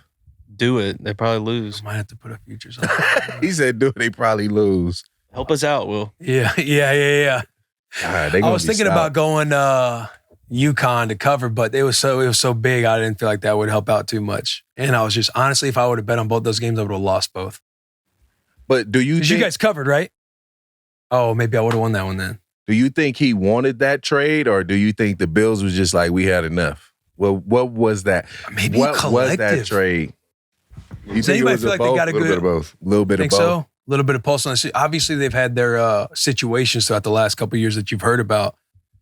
But because you saw somebody say, can Josh Allen win without an elite wide receiver? I want to say that whoever was tweeting about it was alluding to, yeah, he can still do it without a receiver. And Stefon replied underneath, like, oh, you think so? Yeah. Kind of like, damn. Damn, that's what I'm saying. Like, Like, what kind of relationship did they have? I feel like I don't really know. I don't know them personally. Because but if that's your man, if that's your boy, you're not saying that. yeah. You're not gonna say that. Or you might just say, "There's no doubt you might just say something nothing at all, probably. But if you said anything, you'd probably be giving flowers to your I'd man. be like, no, he can definitely ball with he can spin with anybody. Right, I mean, you may not mean it, but you're not gonna shoot at him like that's a right. shot. Like unfortunately, the business got in the way, but it had nothing. Yeah. You're kind of putting out that fire, that flame. But he kind of went like Josh yeah, we'll Allen see. kind of was upset about the trade though. I felt like he was more upset about losing him than he was upset about He leaving. also lost Gabe Davis like 2 weeks before Oh yeah, that. that's true. He losing everybody. I mean, they're cats, man. Maybe trade up, Marvin Harrison. I think we'll see how. Oh yeah. Here it is. RG3 had tweeted, is Stefon Diggs essential to Josh Allen's success? He has been since he got to Buffalo in 2020. They are better together, and if Stefon Diggs and Josh Allen stay together with the Buffalo Bills this year, their championship window is wide open. And then somebody replied, the peaky pirate. Does Josh benefit from having a top-tier receiver? Yes. Is he essential to his success? No. And then Stefon replied under that, you sure? Wow, is that really him? Yeah. Oh, yeah, but you know he's out okay, there. yeah. Look at that. He just got that Yeah. focus, that little instinct that he sees everything. He keeps all the receipts. Oh yeah, definitely. He's a monster though. No, he gonna ball out over there in Houston. That's just honest. What if they don't get him the ball that much because they have so many people? It'd be a problem. I think it'd be an issue for Come on. Diggs. You look at because he was with Minnesota, right before that for a Yep. while, And he was awesome for the majority of the time, but they ended up trading him because there were some issues, right? Yep. You get the first time he was at Buffalo, he's crushed it every year. He is an elite wide receiver, but he always seems to have a good splash, positive first year because there's not a whole lot to be upset about yet. Yeah. But as it gets going, I feel like the longer he stays with the team, there's some of those little things that start popping weapons. up. Yeah. And you understand the mentality of somebody who wants the ball, who's like an elite player too. We not winning, give me the ball. But that's the problem. He going to a team that already got ballers. They were already they was balling before he got there. Yeah. See, he used to go into teams where they not balling, and it's him. He's the man. Right. He's the face. He needs the ball. Do Houston take that if he doesn't get the ball, if they not spreading it around? I mean, look what Houston has right now. Look what they did just with the guys they have, and they were injured most of the time. And then when one guy was healthy, the other guy was injured. They really never played together. We'll see. He's going to a team that, like, obviously he's elite. He's every team could use him, but he's going to a team that doesn't like necessarily need him because where do you put him? Slot? Because they got a tall guy outside. Yeah, but he'll be the guy. He'll still be the one. I mean, Dale is faster. Let's be real. He's faster. Slot guy. He a slot guy, but they gonna have to move. Who gonna go outside? Who gonna play the Z? Nico. It'll be Nico Collins. Tank You don't Dell, think Nico will Stefon. play the X?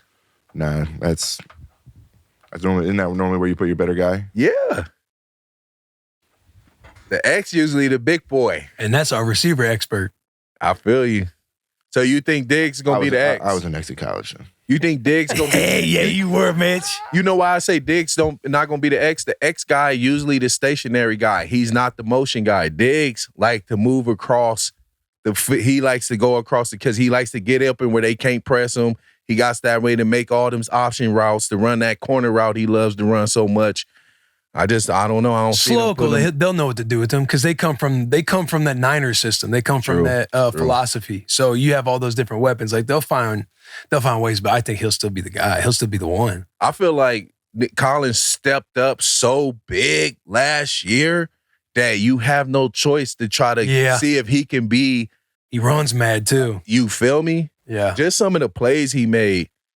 I don't know. We'll see. It's going to be exciting to see what they do with all the playmakers that they just got because they have a lot of playmakers now. Yeah, they do. They do. One segment we've been working on recently is our dad talk, our dad segments. You got any good dad stories as of recent? I'll while you sit there and think, your boy built. What I mean by built, I put together the 4-wheeler that my dad got her for Christmas as like a 1.5-year-old. It's like for ages 3 and up. It goes like 3 miles an hour, but you press a button, she's got to like hit the gas and stuff. But we put it together yesterday because I was like, let's get her on that. Because she's got these, she's got the little red car that I got to push her around in, but she's got this little horsey to where they just got to do it with their feet. And it's like, let's get some, that shit's boring and sucks. You just got to try to move everything with your feet. So I'm like, let's get her on some electronic thing. I might have to get her the remote control one. Horsepower. Yeah, let's get some horsepower underneath her. So I put together that 4-wheeler yesterday. I forget what it's called. You get on it? It's like an XR 350. I will say this. I tried, but I'm way too big. Yeah. It could have helped me, like if I could like fit everything, but I'm way too big because it was sturdy. It's sturdy now. But she's fired up. I'll have to send you a photo that you can put up. And she takes it, and I got to go with her, right? Because like 3 miles an hour, you can't just flip it on. I'm like, hey, press the grass. I'm holding the handlebar, so I'm kind of like, fast walking with her next to her. But one time I let her go, like stop. She's boom right into the garage. It was funny though. Caught her like last minute, like she thought it was funny, but she couldn't we got to teach her how to press the gas and let off the gas when it's time to stop. I was talking about this with one of my friends the other day, and I think it's really important for kids to learn how to get hurt at a young age. Yeah. Like give them the opportunity to fall down because like at some point or another, like as adults, you kind of like stop taking those risks, like trying to climb a really high tree or jump off of a roof to impress your friends. But learning how to fall as a kid, I think instills like a really good sense of confidence, like in yourself as you move into adulthood. Even though we're not jumping off roofs anymore, when you're able to fall as a kid and get hurt, there is a sense of like you kind of aren't as protective as much over your kid. I don't know. I'm speaking with 0 children here. No, you're 100% right. It's also like Charles and I, we got to talk about it because we got to be in the moments of when something happens, like have zero reaction or like, oh, because then they like hear your reaction thing and like, oh, I must be hurt or something. Yeah, then they start crying. Because she was going today and she was kind of going in my driveway. She had like free range and stuff and she was going and she's like coming towards me. And Charles was like, stop. And when I grabbed her, I'm like, Charles, she's driving to me. Like, you can't just yell. Because in her brain, she's going to hear a loud voice to where she's trying to think on her feet in the moment. Maybe she's not, but we try to be kind. Sometimes it's hard, like to fall and you like, you like got to like grab your voice from doing anything and like, let's see how they react by just standing up. Like, oh, did you fall? Because sometimes she'll hit hard and scrape her knee on the ground. Nothing will happen. But then she might fall and feel a little embarrassed and she might start crying a little bit. But no, you're 100% right. You're 100% right. Not to get like involved with them trying to experiment on doing something that, okay, they can probably get hurt here. Yeah, that's what I do with my kids. And it's funny you bring that up because like my youngest is a super crybaby. Like if my oldest be like, I don't like you. I hate you. I don't like you neither. I'm like, yo, it's not that serious. Are you bleeding? Like I always say, you don't cry unless you really bleeding. Like people don't like crybabies. So one time my daughters and them were playing and they got these 4-wheelers too because I'm crazy like that. And I just put them on and like, go. Don't teach them how to stop or nothing. They learn as they go. You know what I'm saying? Because like they got to, when they got to get a little tough. You know what I mean? My youngest is baby. My oldest one is really tough, tomboyish. So I got them on these 4-wheelers and they smacking. I'm talking about, and it's snowing, so they doing donuts and sliding it all over the spot. And I get a little scared, like, oh, no, let me not say that. Like, let me let them fill it out. So she crashes, right? My youngest crash. She gets up, she crying. I go, you good? I'm not bleeding. That's the first thing she says. And she cry. Because I always be like, are you bleeding? No, then why you crying? Don't cry if you're not bleeding. Like, that's like my number one thing, because so they can understand, like, if you fall and don't hurt yourself, you don't have to cry about it. But like, yeah, if you bleeding, then something really wrong. The first thing she says, I get up and go, you good? I am not bleeding. And then she throws the thing off and walks to the house. I'm going, I got her though. You know what I'm saying? She didn't cry. Got the philosophy in her head. Got the philosophy. She ain't crying, but she upset because she already know, like, I console her on certain things, but not everything. So that shit is just funny. I always think about that, like how she literally was like, I'm not bleeding. And she only like 5 years old. Yeah, and she played that on me. I still laugh about that to this It's like day. you let her kind of be upset, but at least she knows, like, she's trying. Yeah, she's trying. She getting the concept to be 5 years old. She understand it, but she was just upset. Yeah. So she like slammed the keys and walked into the house. I'm like, but she not crying. You showed it, Jack? So what? You shown the photo? Was that it? Oh, did you not see it earlier? Hold on. My fault. Oh, the 4x4. We got the injury out earlier. I remember when Rue was like several months old. I accidentally she crawled off the top of the top stair. I couldn't get her in time, and I'm like chasing her down the stairs. Like, dum, dum, dum. Oh my fucking God! I am the worst parent of all time. Not flipping, just hey, dum, dum. Caught her like 3/4 of the way down. I know, right? I felt so fucking bad. Just as I was about to ask, does Rue have a helmet for this 4-wheeler? Nah, she wasn't right. This one was a very full. That's a good point. That's bike a good helmet. point. Just put on a bike Something stuff. small, yeah. Because that's all. We just put all their bike stuff on them. Is that what it is, bro? Yeah, that's it. It's for ages 3 and up. Like when my dad got that for us for Christmas, it literally sat in the Christmas packaging till yesterday. It's really like, Dad, like, yeah, that's awesome, but she's not even 2 yet. Well, Because most people get them in the remote control one to where you can kind of do it. Because they like to go fast, and she always wants me to push her in the red and yellow tyke, that car. That one don't have the remote control though. That one don't know. She just picks her feet up. Yeah. That's the one, like the Flintstone one. I'm like, come on, Dad, go fast. So then she'll like pick it up. No, it ain't the remote control one. No, I don't have a remote control. I'm talking about ours is you hit the throttle and it goes. Yeah, that's what I need to get. So I'm not the one pushing her. Yeah, okay, yeah. We got the one that it goes on its own. Yeah. They wild out in the snow. I was like, yo, y'all crazy. All right, let's hit this shout out, no free shout out. We'll talk a little bit of Masters, a little golf tournament this week, and then we'll get out of here. We'll get on to the Michael Bisping episode, the Michael Bisping interview, which you guys will enjoy. But shout out, no free shout out is presented by The one and only Duke Cannon. The big draft is coming up. That means it's time to start working harder and smelling better with our friends from Duke Cannon. Throw away your old body wash that smells like a JV locker room and upgrade to Duke Cannon for a varsity-level grooming routine. Duke Cannon scents are elite. This is when I was waking up at 7:30 in the morning to get ready after I did the cold shower and everything. I'm dousing myself with Duke Cannon shit because you know how it is. Like, you still feel a little bit from that. You mind, this is going to be a grind this morning. Got to get those scents so people don't, hey, well, you could smell last night on you. Yeah. Somebody said it to me. I'm like, blame Coach Rule. That motherfucker had us up there. He had us up there going for a minute. Yeah. As always, the boys got a special code just for the tier ones. Use code tier1, TIER, the number 1 on DukeCannon.com for 15% off your first order. Again, use code tier1 at DukeCannon.com for 15% off your first order.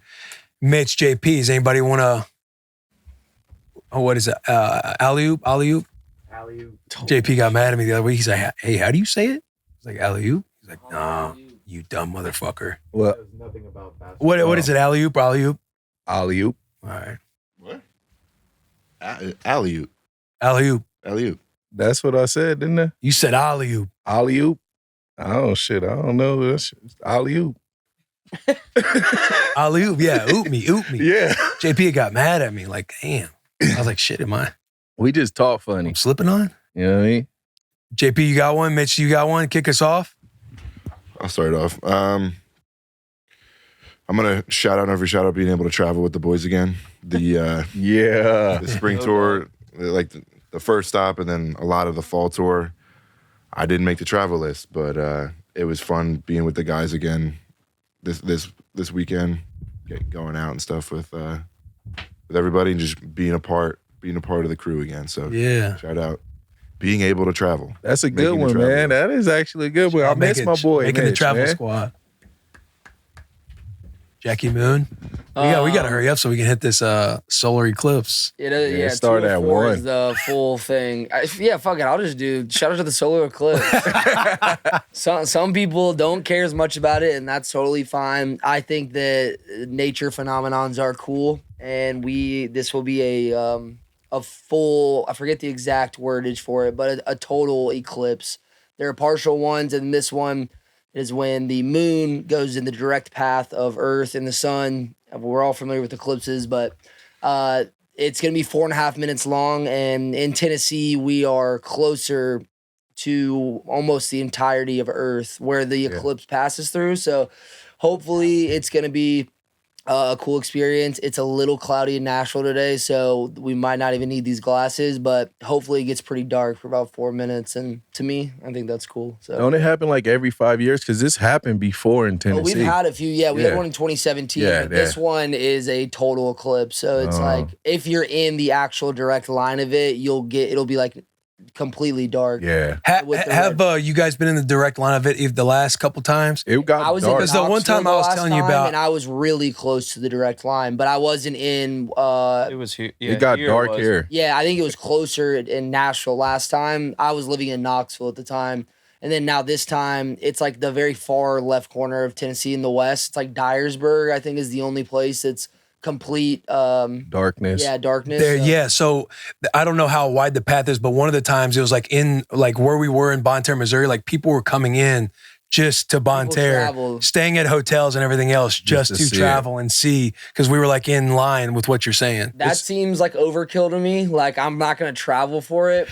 Science teacher was fired up. Oh, yeah. He said he's got family in town. I know. I respect people who do it, but they said there's like 4 million extra people on the roads in America today just traveling for the eclipse. Well, some people believe that line brings wealth and good luck or some stuff like that. I don't really know. You know, people all got these weird things from when 3 planets align. And like, it's crazy. There's some conspiracies too about it being like Judgment Day too. Like this one specifically. Like there's some aliens just hiding behind the moon waiting. This podcast might not even come out tomorrow. Who knows? Yeah, we might be bro. gone. I think I was in high school, like in between 04 and 08. There's one in 2006. Yeah, but not the eclipse. Remember there was like a day from like who was that group? The Mayan calendar. Yeah. It was like a day between in between 04 and 08, right? I thought it was 2012. Yeah. Was it 2012? It's when the Mayan calendar like ended. Yeah. Yeah, and then like you remember that day where it was like, oh, is everything gonna end? Then you got Y2K. Remember the year 2000? All the computers are going to shut down. And people was buying water like crazy and shit. I'm like, man, what is going on? Nice shout out. That was a good shout out. Hopefully we get some good or less coverage. The clouds could make it, where I lose a lot of steam today. So we'll see. G, what do you got? Mine's going to be simple. We've said it before, but got home from Nebraska and woke up to the entire street, all the fellas mowing their lawn and just the smell of fresh cut grass. Can't beat it. Can't beat it. We're back. Leaves are on the trees. The boys are back. We're Dads here. are back. Yeah. We didn't see none of that in Nebraska.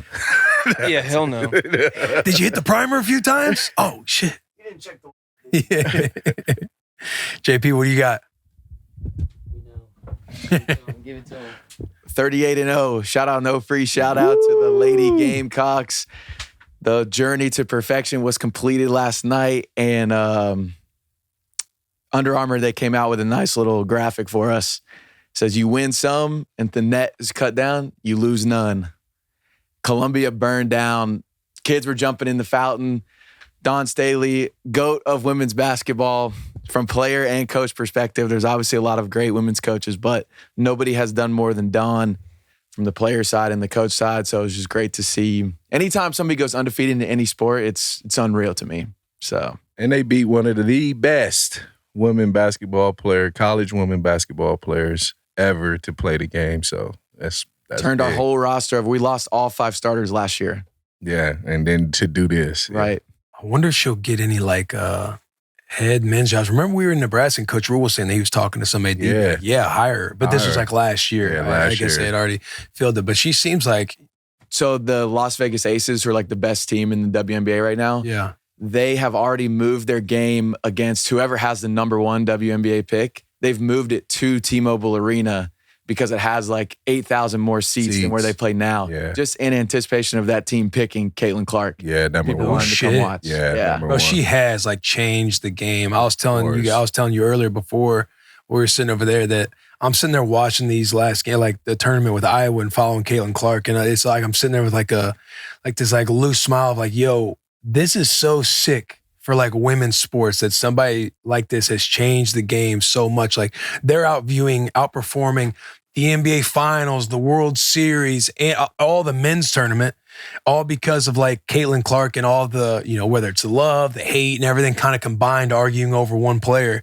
But she's changed the fucking game for real. Yeah, definitely. It's super impressive. Does she got another year of eligibility? I see people being they got to try to figure out a way for her to stay at Iowa or something. No, she out of there. But a fun fact, Caitlin Clark this season alone scored more points by herself than Iowa football scored in her entire 4-year college career. Oh, God, yeah. I mean, God damn. You had to get that OC out of there. That is brutal. That's a brutal stat. Yikes. But yeah, bro, Caitlin Clark, she is. I mean, it's been cool to see. It's been fun to watch. Obviously, you see all the bickering going on, which is just enjoyable from a content perspective. Yeah. Yeah, it wasn't good enough. She still got 30. But what's her name? Whoever was guarding her, you could just tell she was ready for the challenge. It was personal because last year Iowa knocked us out in the Final Four, and Raven wasn't the greatest shooter last year. Yeah. And Caitlin waved her off in the Final Four, left her wide open, and for real gave her the...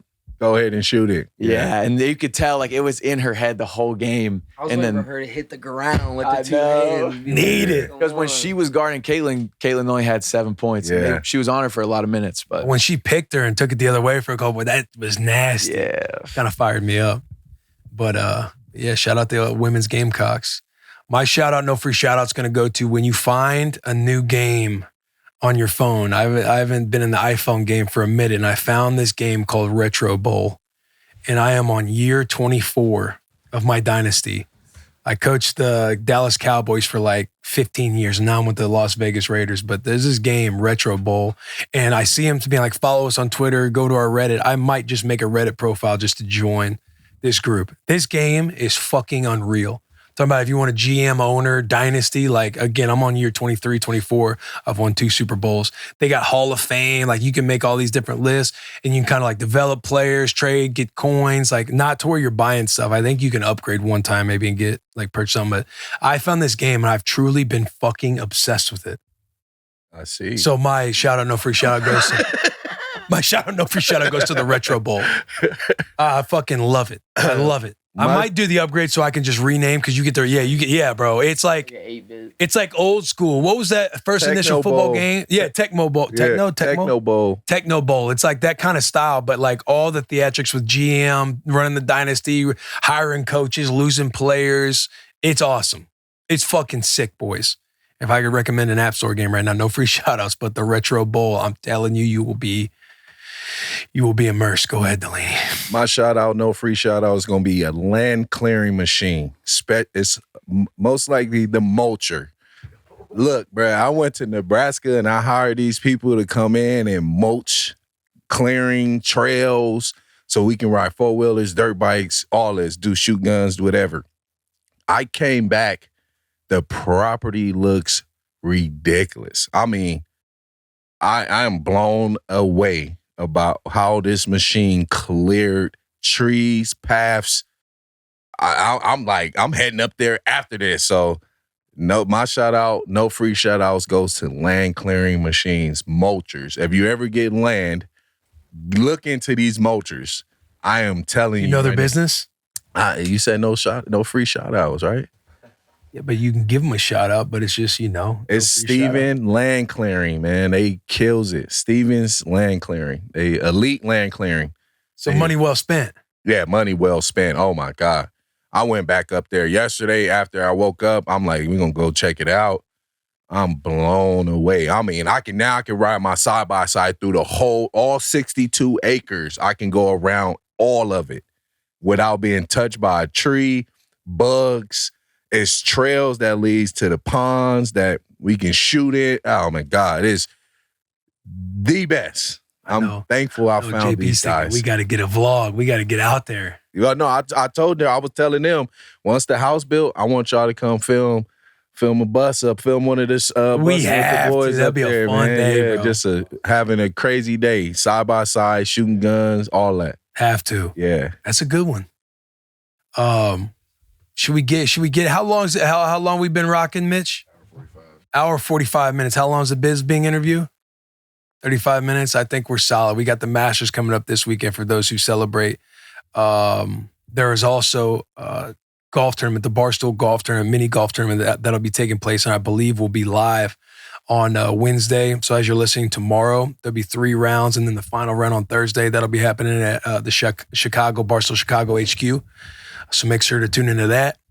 G, you got any people we should drop some bets on? Anybody we should be following, look out for? So maybe an underdog. Underdog. I mean, not really an underdog. He just won this past week, but he might shake some things up. I'm gonna botch his name. I gotta look it up. But young cat, 22 years old, just balled out this past weekend. So people will be watching him going into this week. It's his first time playing in the Masters. But Wednesday on the 10th. A lot of golf content coming out. Yeah, we did the sandbagger with Spittin' Chicklets. That'll be dropping. We also, we got golf merch that we'll obviously be promoting and selling. Maybe the bet I might do with Riggs or something, like get in with Riggs and be, hey, whoever beats who in this mini golf tournament, the loser has to promote. Has to stop selling golf merch. Ooh. Or just promote the others. But yeah, we got golf merch coming out, or we got golf merch out that you can go check out at the store.barstoolsports.com. The Spittin' Chicklets sandbagger, Taylor and myself was out in Orlando and we did a sandbagger with the Spittin' Chicklets crew. That's going to be electric. Wit and Biz those are some all-time cats. But yeah, man, check all that stuff out. We're going to get to the Michael Bisping episode. With the Bisping episode, hang on, let me see here. With the Bisping episode, we talk about him going his childhood and getting into fighting because of how much he was in and out of jail. The dude is a great storyteller, a lot of charisma. a bar fight that he talks about that's a lot of fun to listen to, going from athlete to media, kind of him getting out and transitioning out of the fight game. But dude is a lot of fun to talk to. I think he has a YouTube channel as well that's super successful. He does a lot of work with the UFC. But Michael Bisping, talk a little bit about the Chandler McGregor fight coming up. It's a fun interview. You guys will really enjoy it. Make sure you're liking, make sure you're commenting, make sure you're subscribed on all of our platforms, whether it's on YouTube, Rumble, Apple Pods, Google, Spotify, wherever you get your podcasts. Make sure you're subscribed to the boys. Again, big hugs, tiny kisses. Enjoy this Michael Bisping interview after this ad read. The Greens at Augusta will soon host golf's greatest players, and DraftKings is bringing you closer to the action with a major offer to celebrate the tournament. This week, all customers can deposit $10 or more and receive a ticket to DraftKings Millie Maker contest for a shot at the $1 million top prize. Playing is easy. Assemble a team of golfers while staying under the salary cap, then sit back as your players score points. Download the DraftKings app and use code BUS, B-U-S, to play free for a shot at the $1 million top prize only on DraftKings with code BUS. The crown is yours. Enjoy the episode. So, you know what I mean? Well-spoken individual, doing UFC, doing power slam. So well-spoken. Yeah. You have a good show on YouTube. I no do. slouch, bro. I do. I keep myself busy, yeah. You've done a great job transitioning from Well, thank you very much. Yeah, I mean, as a former fighter, or like all athletes, I mean, you guys did very well, but fighters in particularly, it's a hard road, you know what I mean? And then not a lot of fighters make money. You know, there's only the tip of the iceberg. And I'm not talking about in the UFC. I mean, to get to the UFC, I mean, that in itself is very hard, you know, but to really be able to retire comfortably, you know, only a select few get to do that, you know, in any professional sports. I mean, if you look at soccer, right, how many people play soccer, you know, and how many people get to actually really make a living? So yeah, retiring as a fighter, still being involved with the sport, commentating the UFC, it couldn't have worked out any better, and I'm a very happy man. Do you feel like you retired comfortably? Oh yeah, no, for sure. At the time? Yeah, no, I had a great career. You know, I mean, I was able to win the belt, defend it, have some championship fights. You know, I was repping the UK for a long time as well. So I had a great career. I had a long run. Yeah, very comfortably. I mean, you can always be more comfortable. No question. Yeah, you know what I'm saying? That goalpost over and over again. Yeah. Dana always looked after me, and I always did very well. Were you doing any of the media stuff while you were fighting, or was that a transition you made right when you got done? No, so I was doing it whilst I was fighting as well. Does this sound okay for you guys? Close enough? Yeah, so you probably know, or maybe you don't. So I don't see in my right eye. We've heard the war stories. So when I started having the eye issues, because obviously you want to be a champion and all the rest of it. When I started having the eye issues and I was told I was never going to be able to fight again, and I did carry on fighting, and I was lying and cheating on tests and all the rest of it, doing whatever I could, right? But I was like, this isn't going to last forever. I've got to figure out, I know my door is closing. The options are going to go away soon. So I started doing as much of that stuff as I could, working on Fox Sports at the time, and then started a podcast, and then just whatever else I could do whilst I still had a platform, and whilst people still gave a damn. You know what I'm saying? Because when you retire, you're old news. If it wasn't for the eye, do you think you would have had the idea to kind of, okay, I need to find out some different avenues? Because as athletes, like for me, there was never a plan B. You kind of just think, I'm going to play football and then I'll die on the field. It'll be the greatest honor to go out that way. No, for sure. And that's always the goal. That's what you want to do. You got to be single-minded. To be successful and to be great at anything, you've got to be like that. But of course, you'd be a fool not to realize there's a life after fighting. You know, I mean, I think it was 2009, I started doing a little bit of acting and stuff like that. Never thought I'd end up doing that, but I just got offered an acting role out the blue. So I was like, yeah, fuck it, why not? Let's give it a shot. Next thing, I'm in Austin, Texas. Spent my per diem for the entire shoot on the first night with my buddy. We had a great night out. Turned up on set, hung over to the max thinking, what am I doing here? But then ended up loving the entire process and done that stuff ever since as well. So yeah, I mean, I always kind of had, pardon the pun, one eye on doing other stuff. Nice. Tell us about the legacy obviously we heard a little birdie told us that you had a DJ career, DJ Mikey B. Jeez Louise. DJ Mikey B. It's nothing to write home about. So yeah, I mean, listen, I was obsessed with martial arts as a kid, and then one day I was walking home from work when I was 16, and my buddy had a set of decks. I went into his house, and they were smoking weed and stuff. I was never a weed smoker, but I saw the decks and the turntables, and I just thought that was the coolest thing ever at 16. So I stopped doing martial arts and became DJ Mikey B. I put all my effort into that, and I had a little bit of a following or whatever. I did okay for a while, but nothing to write home about. I still spin the turntables a bit for fun when I'm bored. I might do the occasional set here and there, but I've hung up the records a long time ago. You stopped MMA, so that you were doing the DJ stuff, and then was like, okay, let me get back into the fight game. Yeah. Well, I wasn't doing MMA. I was doing martial arts. A lot of martial art tournaments and stuff. But so yeah, I put all my efforts into being a DJ, and then I met my girlfriend, who's now my wife, and we had 2 children. And then I was like, yeah, I don't think this is happening. Do you know what I mean? There were some pretty rundown venues in the northwest of England. Do you know what I mean? We're not exactly talking excess at the Win. This is not what we're talking about here, guys. That was the goal back then. Get to Vegas. I don't even know about that. Get to Ibiza, or Ibiza, as you guys would say. Yeah. No, and then when the kids came along, I was like, what am I doing with myself? And I was always getting into scraps, in fights when I was a kid. I was that kind of guy. And then I actually went to prison. I got sent down for 28 days. And it was when I was sitting in the holding cell waiting to be assigned my cell. I was sitting there, I was thinking, what is going on? How have I ended up here? And I'm sitting in this holding cell, and there's all drug addicts and deadbeats around me, and they're coming up, what you in for, mate? And I'm like, don't talk to me, stay away from. I'm not one of you. And I thought to myself, I've got to make a change. And right then and there, that's when I kind of got my act together. And I'm actually grateful for that judge for doing that, because I was just reckless and didn't really give a damn. How do we get in there? How do we get that 28 days? Just I was fighting. Yeah. How old were you? What was I? 22, 23, something like that. I was always getting in fights. I'm from a small town. Everyone knows everyone's business. Ever since I was a kid, I always, I was just that kind of kid. I was always down for a fight. And I was young, and I was reckless, and I thought it was all fun and games. You know what I mean? I thought, I was very immature, let's be honest. So it really was a wake-up call. It is what the prison system was supposed to be. It's like, I need to snap out of it now. It worked on me 100%. Yeah. 100%, yeah. So I came out of there and never threw another punch on the street, just decided to start doing it professionally. But I didn't find my way into mixed martial arts then, because MMA wasn't really a thing. The UFC existed, but I wasn't a fan. But then my old...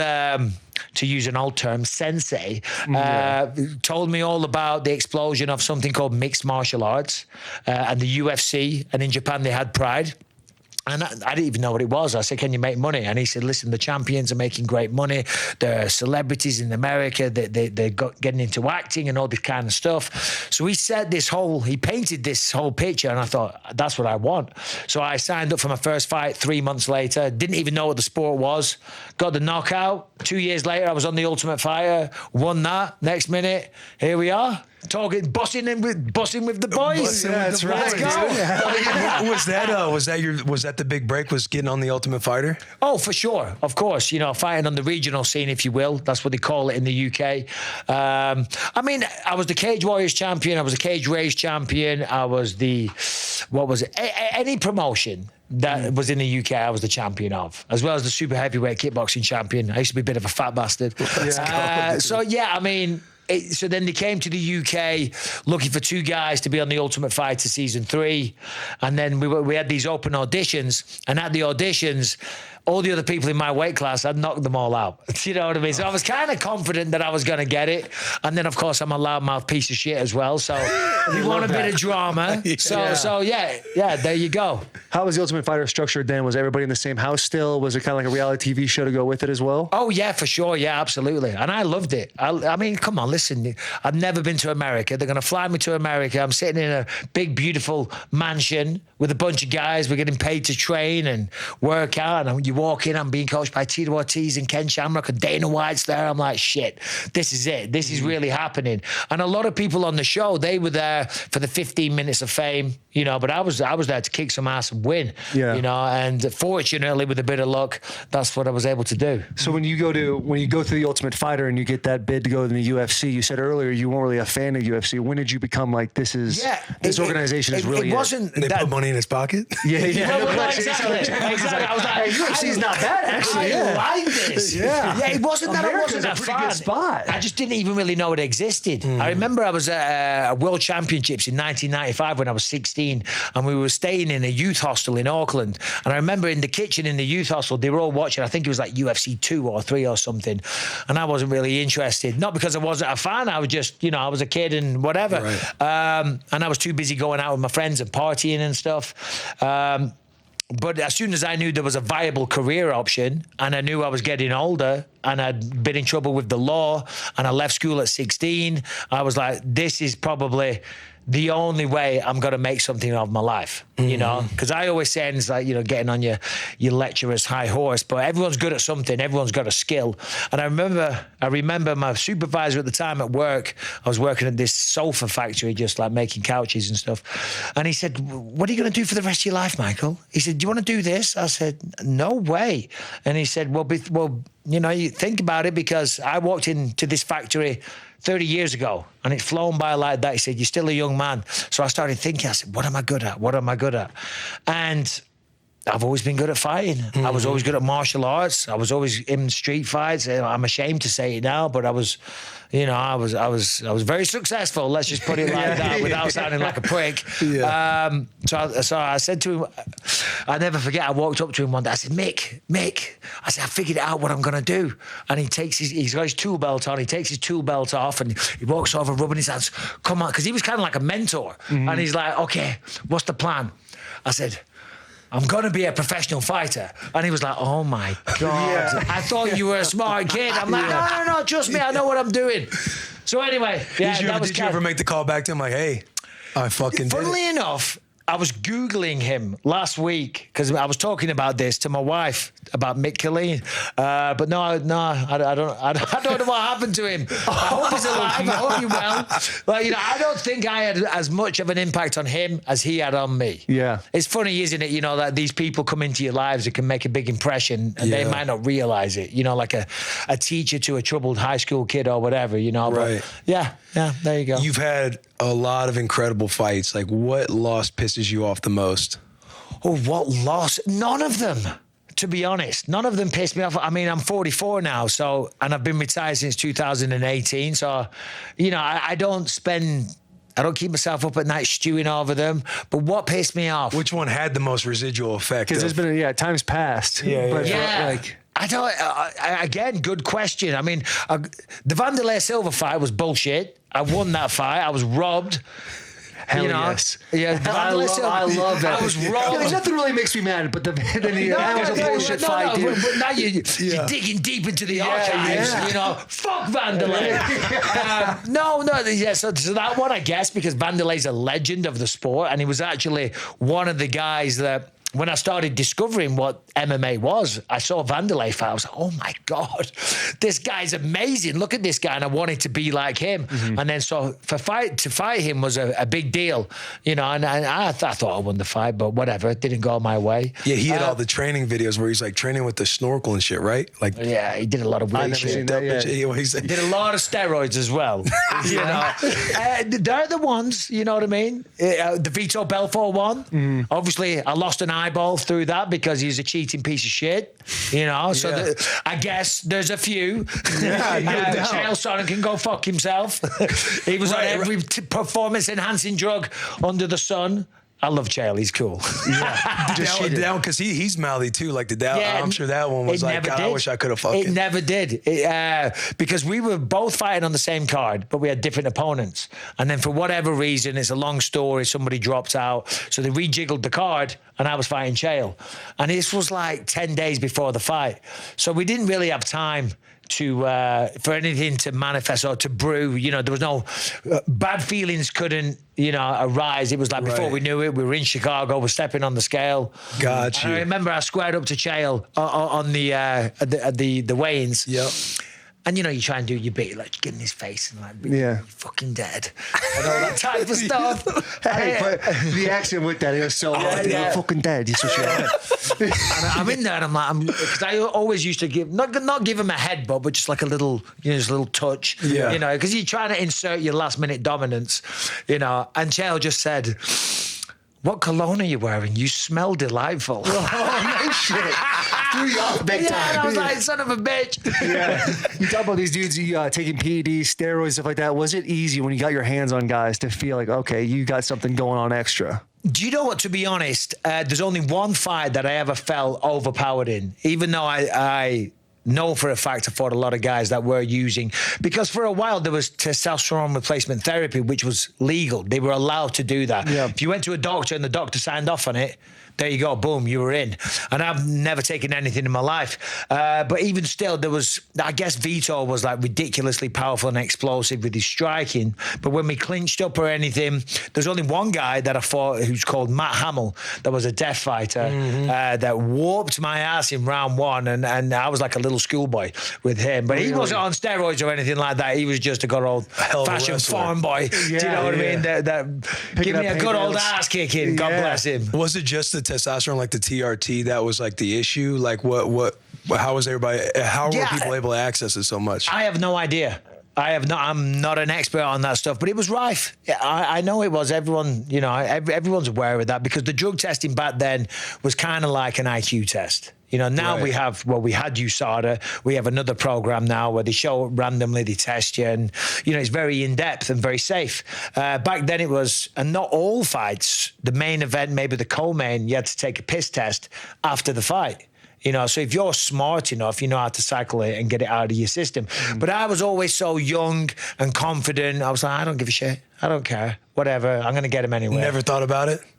What, about taking anything? Right, like trying to dabble, figure out what edge I could get. No, never. I remember when I was coming up in the UK, you know, it was the UK scene back then was like the Wild West, trust me. Like, you know, anyone involved in mixed martial arts back then, they were all gangsters and drug dealers and thugs and whatnot. You know, it wasn't the professional scene it is now, let me tell you. And there was a lot of people all taking steroids on my team and stuff like that. But in my mind, I was always like, well, number one, I don't want to do that. I don't need to do that. But I'm going to the UFC. I'm not here to be a tough guy in my hometown. I'm going to the UFC, and I don't want to test positive and get banned. You know what I mean? So, and of course, ethically, of course, you know.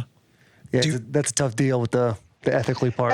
When everybody's doing it, it's got to be hard. Like, you think about baseball in the 90s. It's like you watching Lance Armstrong stuff now. And how do you keep it secret, too? Like, you know dudes are taking it, and everyone's like, this guy's like the best. Like that Lance Armstrong documentary where you realize, like, literally every cyclist was on something. Like he was just a guy who was like, you know. But when you're undefeated, and this is the thing that you'll see, like Ilia Topuria fighting next week on UFC 298, and he is brimming with confidence. He's talking about knocking Volkanovski out in one round and how it's not even going to be a fight, because that's how you are when you're undefeated. Like, I was smoking everybody, you know, I was knocking everyone out in the first round, and, you know, I didn't really have a fight.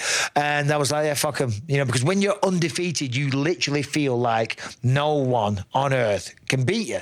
And it's just what it does to you. And every time you compete and you win, that mindset is further solidified. So I was like, well, help you knock yourself out. Give it your best shot, you know, until you start getting knocked out yourself. And then you start losing eyes and dribbling. Do you know what I mean? Stuttering and stumbling your words. You're like, Does it change your game? Like when you first got knocked, who was the first one to beat? Was it Rashard? Dan Henderson, UFC 100. Okay. So we coached the Ultimate Fighter. Passion. Passion in that. No, listen, fair play. Wrestler. He was on testosterone replacement therapy. That's noted and in the books. It's true. I love it. I know. It's true. true. No, God bless him. He got me good because we coached the Ultimate Fighter. I talked a ton of shit because Dan Henderson's literally like watching paint dry. So somebody had to make that show exciting, you know, and interesting to watch.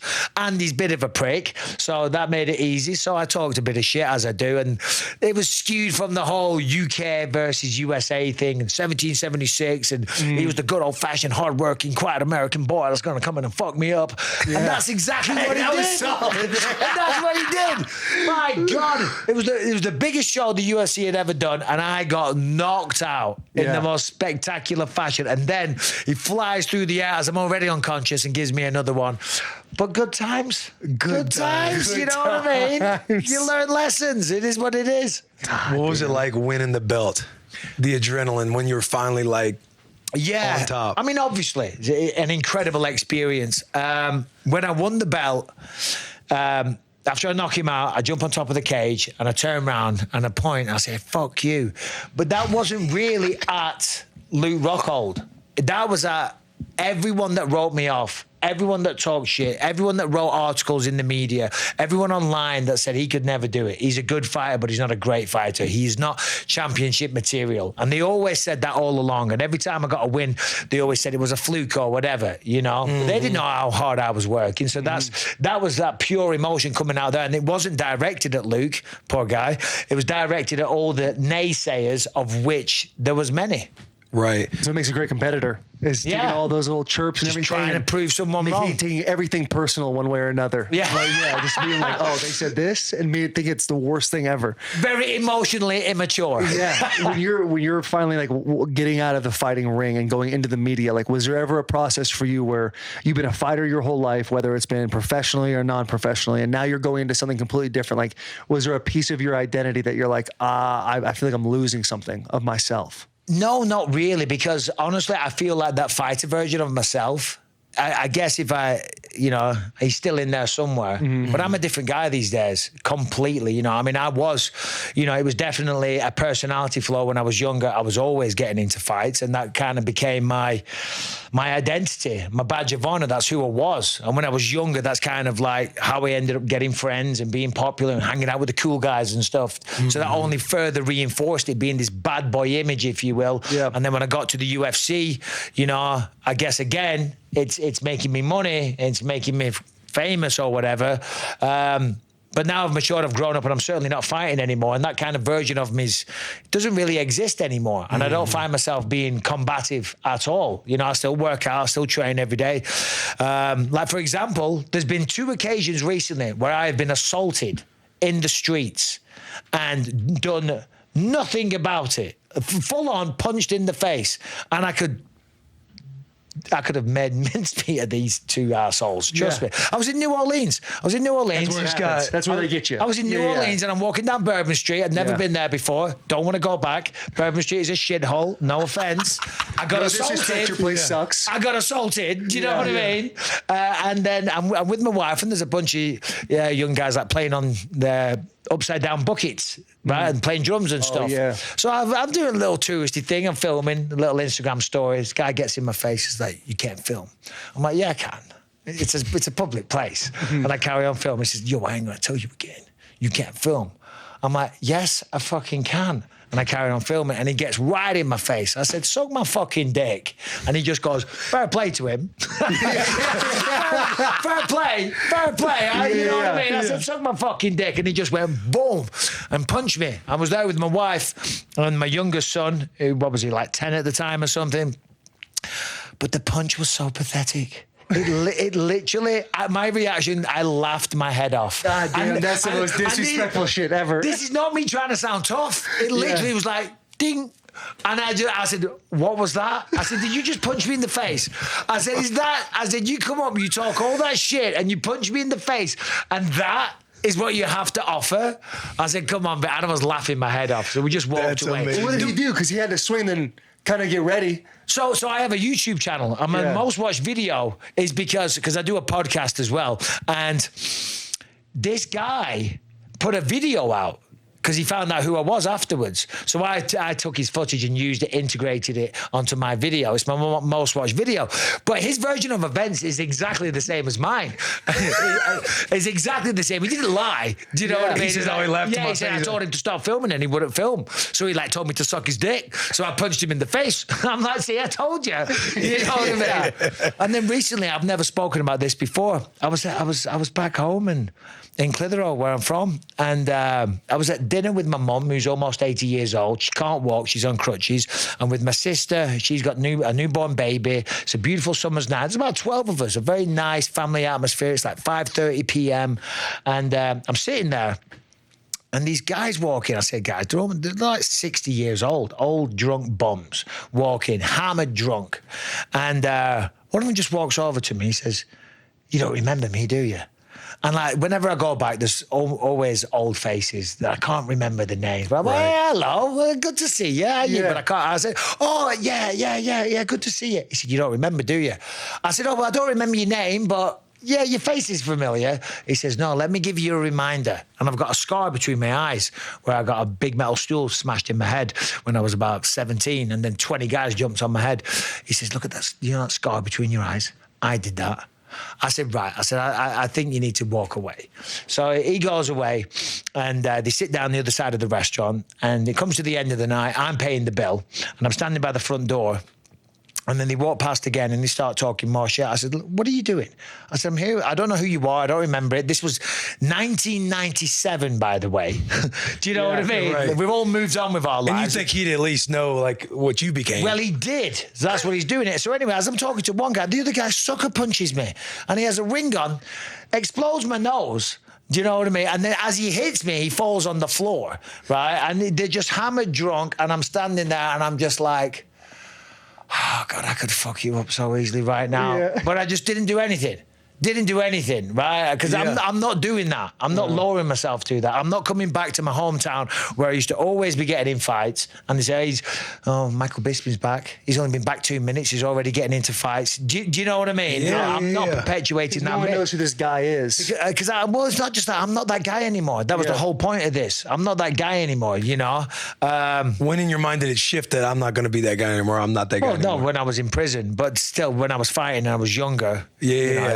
But when I retired, because I see myself back on old promos and stuff, and I'm like, oh God, who's that guy? Who's that guy? Yeah. Do you know what I mean? I'm like, Jesus Christ. So, how did your mom react to that? Well, they couldn't believe it. I walked in and my nose was all bloody. Mm-hmm. And they were like, "What has just happened? You're only paying the bill." Drama follows you everywhere. Yeah. No, my mom's, she's seen it before. Yeah. She's seen it before. When you retired, was there a thought of you, was there a part of you that's like, I want to retire, but I want to go out with a win. I want to go out on top. Not on top, but I want to go out with a win. Absolutely. Of course, yeah. Because I was going to fight again as well against Rashad Evans. We were going to have a rematch, but for one reason or another, it never happened. And then an old friend of mine said to me as well, he said, "Michael, what are you doing?" And I said, well, and then my manager, Audie, as well. There was a few people. I said, well, I want to go back to London. I want to fight at the O2 Arena one last time.